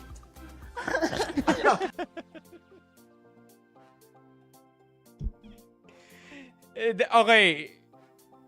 Just to show you what I mean, that's also a stray question. Like, it came from nowhere, right? So, all I'm saying is, it's not that I am coloring the questions or I see the questions in a like with bias. All I'm saying is, the questions are stray. Not for better or for worse. It can be weird at times. It can be intriguing. But that's also another stray. So again, structure lang ng questioning yung fascinated by ako. Di ba? But were you giggling because he was cute? No, I mean, don't answer me. Were you giggling because Ralph... No, ayan tuloy, napatawa siya with a little something in her mouth. De Leon was cute that evening. And I know you're representing the Philippines November of 2026 in Puerto Rico. What kind of a game plan do you have? And we're going to do Fast Talk. Lahat ng ito po sa pagbabalik ng Fast Talk with Boy Abunda.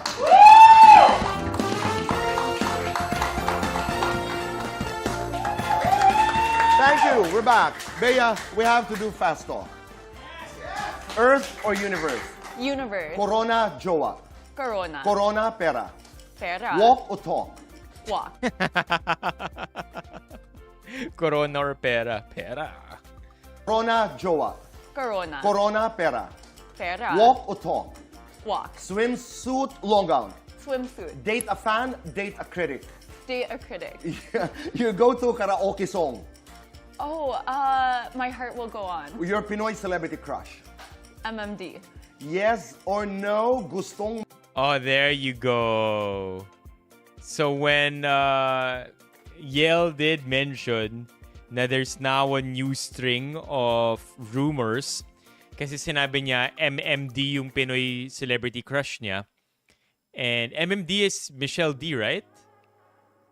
Who is MMD? MMD is Michelle D. Pinoy. Yeah, there you go. Michelle D. Mag-artista. No. Yes or no, my love life ngayon. Oh. Lights on or lights off?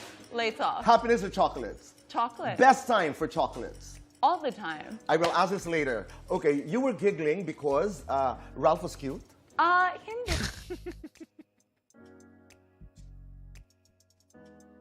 What?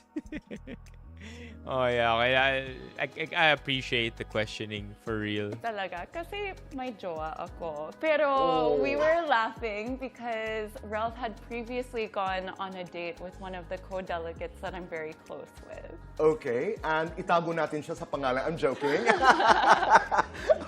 Okay, so how excited are you? You're representing the country in November of this year. By the way, chat, it's very, very brave for BMW to publicly say na may jowa siya. Kasi normally, ang kalakaran ng celebrityhood dito, show business dito sa Pilipinas, you're single, even if you aren't. You're single to the public eye. So it's very, very bold for BMW. You know, I'm pretty sure it's not like she said may jowa ako and hindi niya in-inform yung team niya that that's how she's gonna approach it.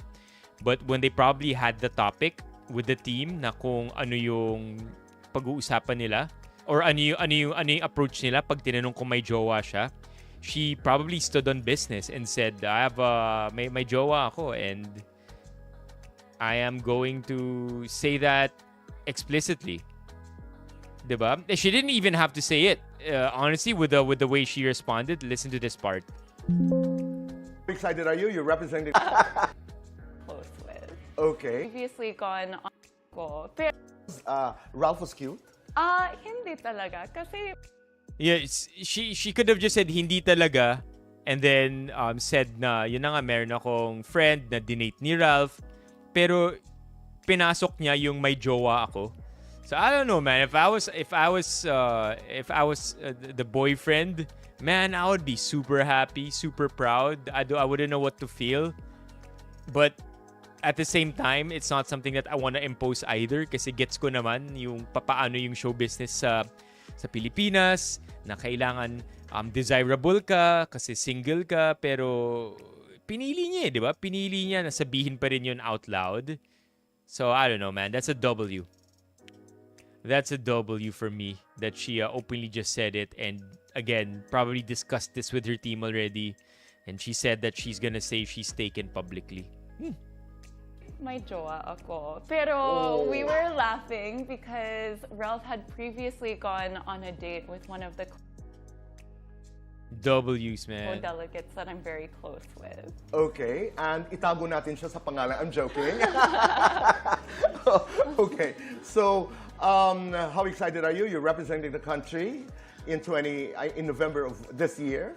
I'm so excited to bring the Philippines to Puerto Rico kasi I feel like there's actually a lot of cultural differences or cultural similarities rather between the Philippines and Chet, parang is it just me or may hawig siya kay Liza Soberano? Is it the makeup? I feel like there is a lot of similarity with her and I'm also not surprised that she is styled by Liza Soberano's stylist. Stylist ni Liza Soberano is Perry Tabora. Perry's cool. I've only met the dude once, but until now, he's a G. And nakita ko pinopost ni Perry na siya yung nag-style kay BMW.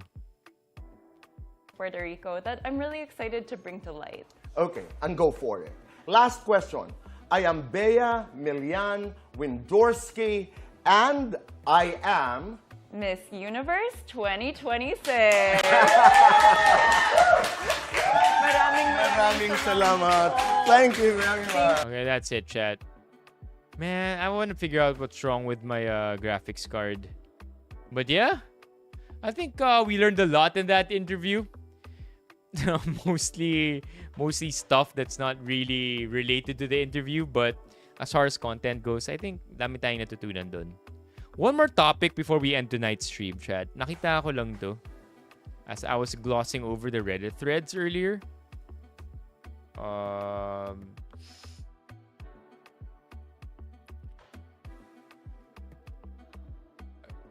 Bago lang sana mawala siya. Here. Not sure kung sa chika ko siya nakita eh. But I wanted to talk about it because I got curious about it when I saw it over the week, I think.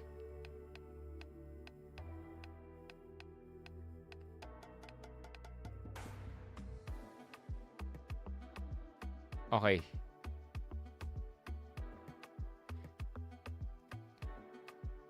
Hindi, wala dito eh. Interesting topic siya eh.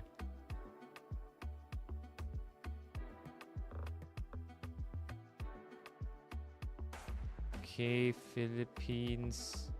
Is it here?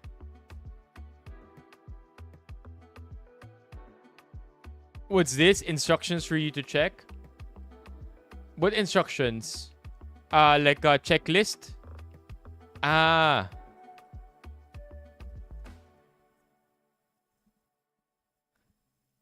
Pero ano ba yan? Graphics card intensive or CPU intensive?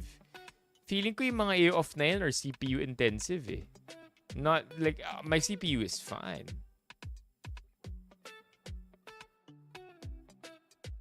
Ito ba yun? Parang ito yun. Man, I was really looking forward to talking about it.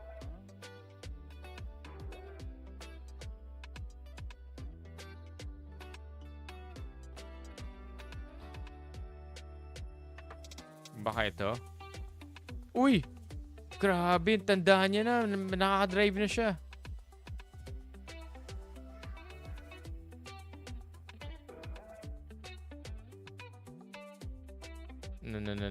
No.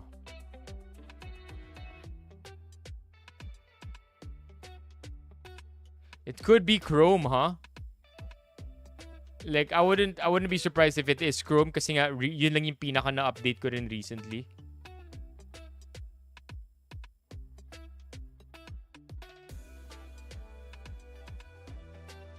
Hindi ko na makita eh. Sayang. This one. There you go.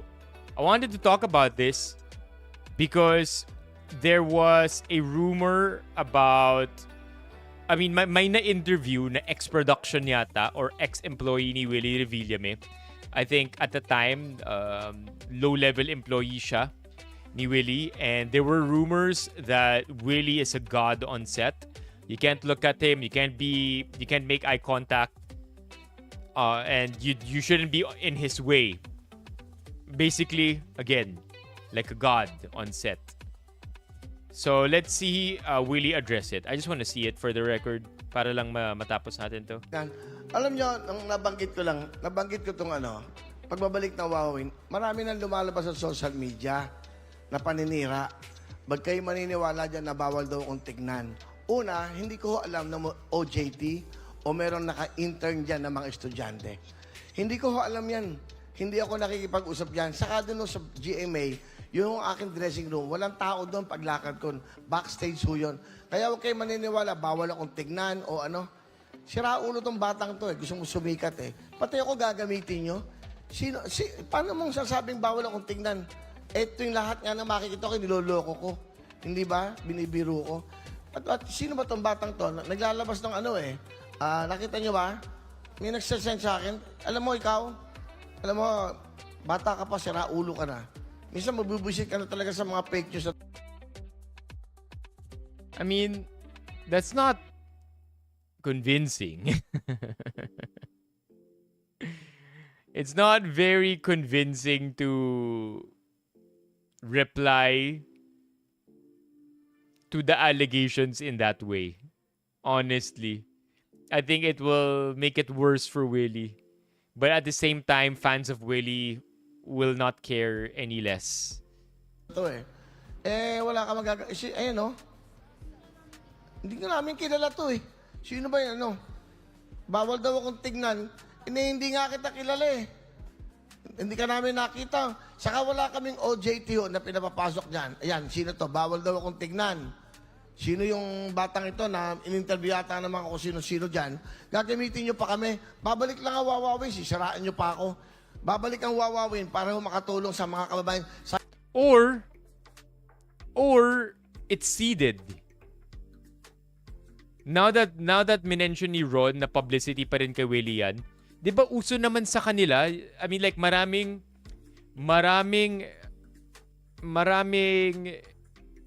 nagsasabi, comments lang, wala talagang substance or wala talagang proof.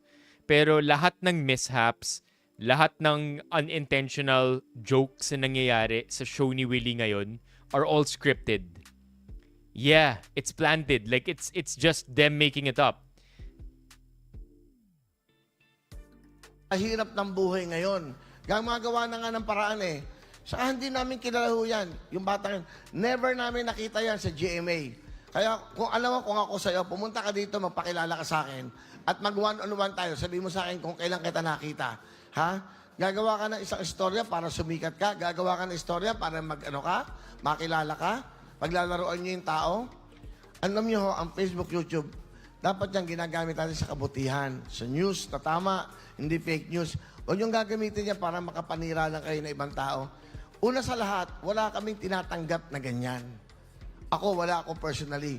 Maaring yan, siguro yung mga staff namin ng kausap, hindi ko alam yan. Saka wala ako nakakasalubong na mga intern dyan at mga OJT sa backstage.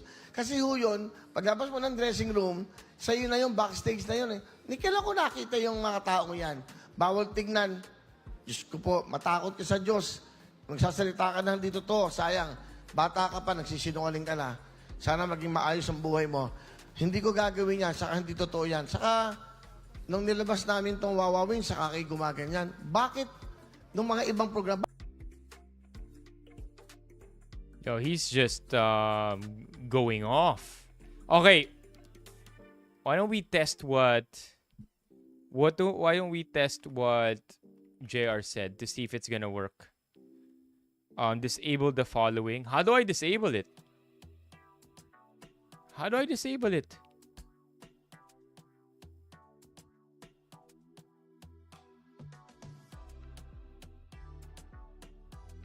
Mamaya ako nalang gawin off-stream. Nakagraduate ka, yun ang pangarap ko siya, makapagtapos ka at maging maayos ang buhay mo. At huwag ka magsisinungaling. Sa lahat ng mga yan na nagsasinungaling, gano'n lang ho talaga eh. Puro paninira na lang nakikita mo sa Facebook, sa lahat. Wala nang ginawa. Kaya ang buhay natin, tayo-tayo, No, I think totoo. I don't think it's seeded. He's too angry. And kapag nagagalit si Willie, ganyan siya magalit, di ba? Yeah. Open Chrome and type sa address bar. I'm already here, pero walang disable button. That's my problem. Oh, there you go. Okay. Napunta ako sa ebe. Okay. Let's see.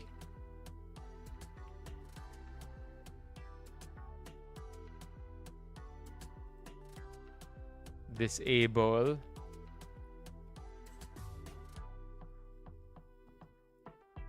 Disable.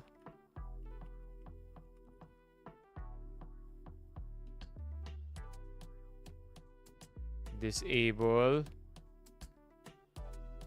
Relaunch. Okay, it's relaunched.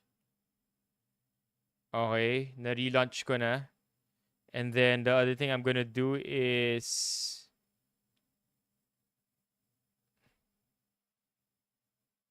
delete a folder. Hold on, let me delete that folder.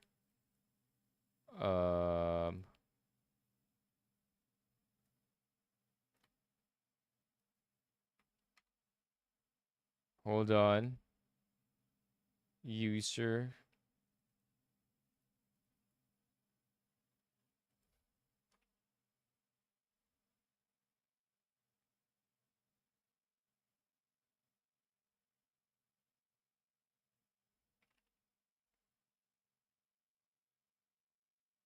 Hold on. Last.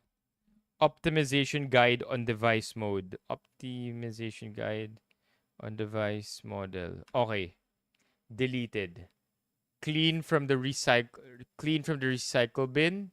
Let's see if it works, chat. Hopefully it does work. And finally, check settings mo ng Chrome. Settings system disable on-device AI. Settings system disable on-device AI. Okay. All right. Let's see. Let's see if it works. Let's watch another YouTube video. What YouTube video do you want to watch, chat? Tingnan natin kung gagana. YouTube.com. And then, whoa!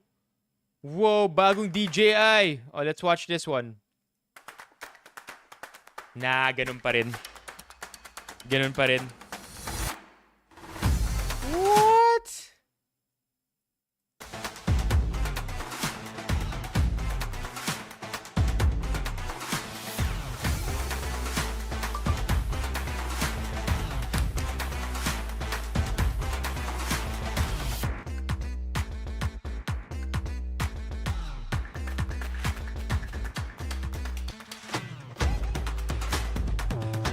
I'm a fan, Chad.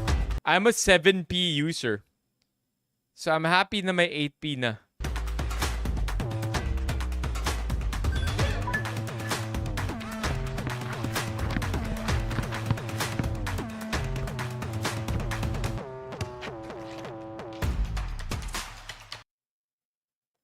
Yeah, ganun pa rin siya for me. Ganun pa rin siya. I'll figure it out, chat. I'll figure it out. But tonight, I think we gotta end the stream. It's 1 a.m. and still a few more things to do tomorrow. But I'm happy that we went through all of that. Developing stories for sure. For both Franco, Mabanta, and our MUPH BMW. For Franco, again, we looked at all the sides, at least what's available to us right now. If I was to make anything out of it, I am swayed by the wiretapping video that was leaked or publicized. Kumbaga, that one is convincing to me if si Franco talaga yun. Now, as far as BMW goes, I think that interview was phenomenal for her. I think nakita talaga natin yung personality niya dun. And it's promising. She's articulate, she's eloquent, well-spoken, and mukhang solid yung pambato natin. Like, matalino siyang tao. It really shows. I'll see you again tomorrow. Okay? Feeling ko nga, JR, like, madumi na literally yung PC ko. If you know any place na naglilinis ng PC, let me know para palinis ko na to kaagad. But yeah, chat. For now, this is where the stream ends. Kita ulit tayo bukas. I think tonight is gonna be the first night I'm gonna get complete sleep after a while. I'm looking forward to that. But tomorrow, we continue working on. Have a great evening, everybody. Thank you so much for tonight. Kita-kita ulit. Thank you to JR, Yel, Ron, Mock, Romeo. Romeo, wherever you are, I hope you're okay. Si MJ, syempre, LJ, Pau, OJ, Biels, and Fish Fiend. Alright, chat. I'll see you tomorrow. Have a great evening. Good night. It's really late, man. It's 1 a.m. See you tomorrow.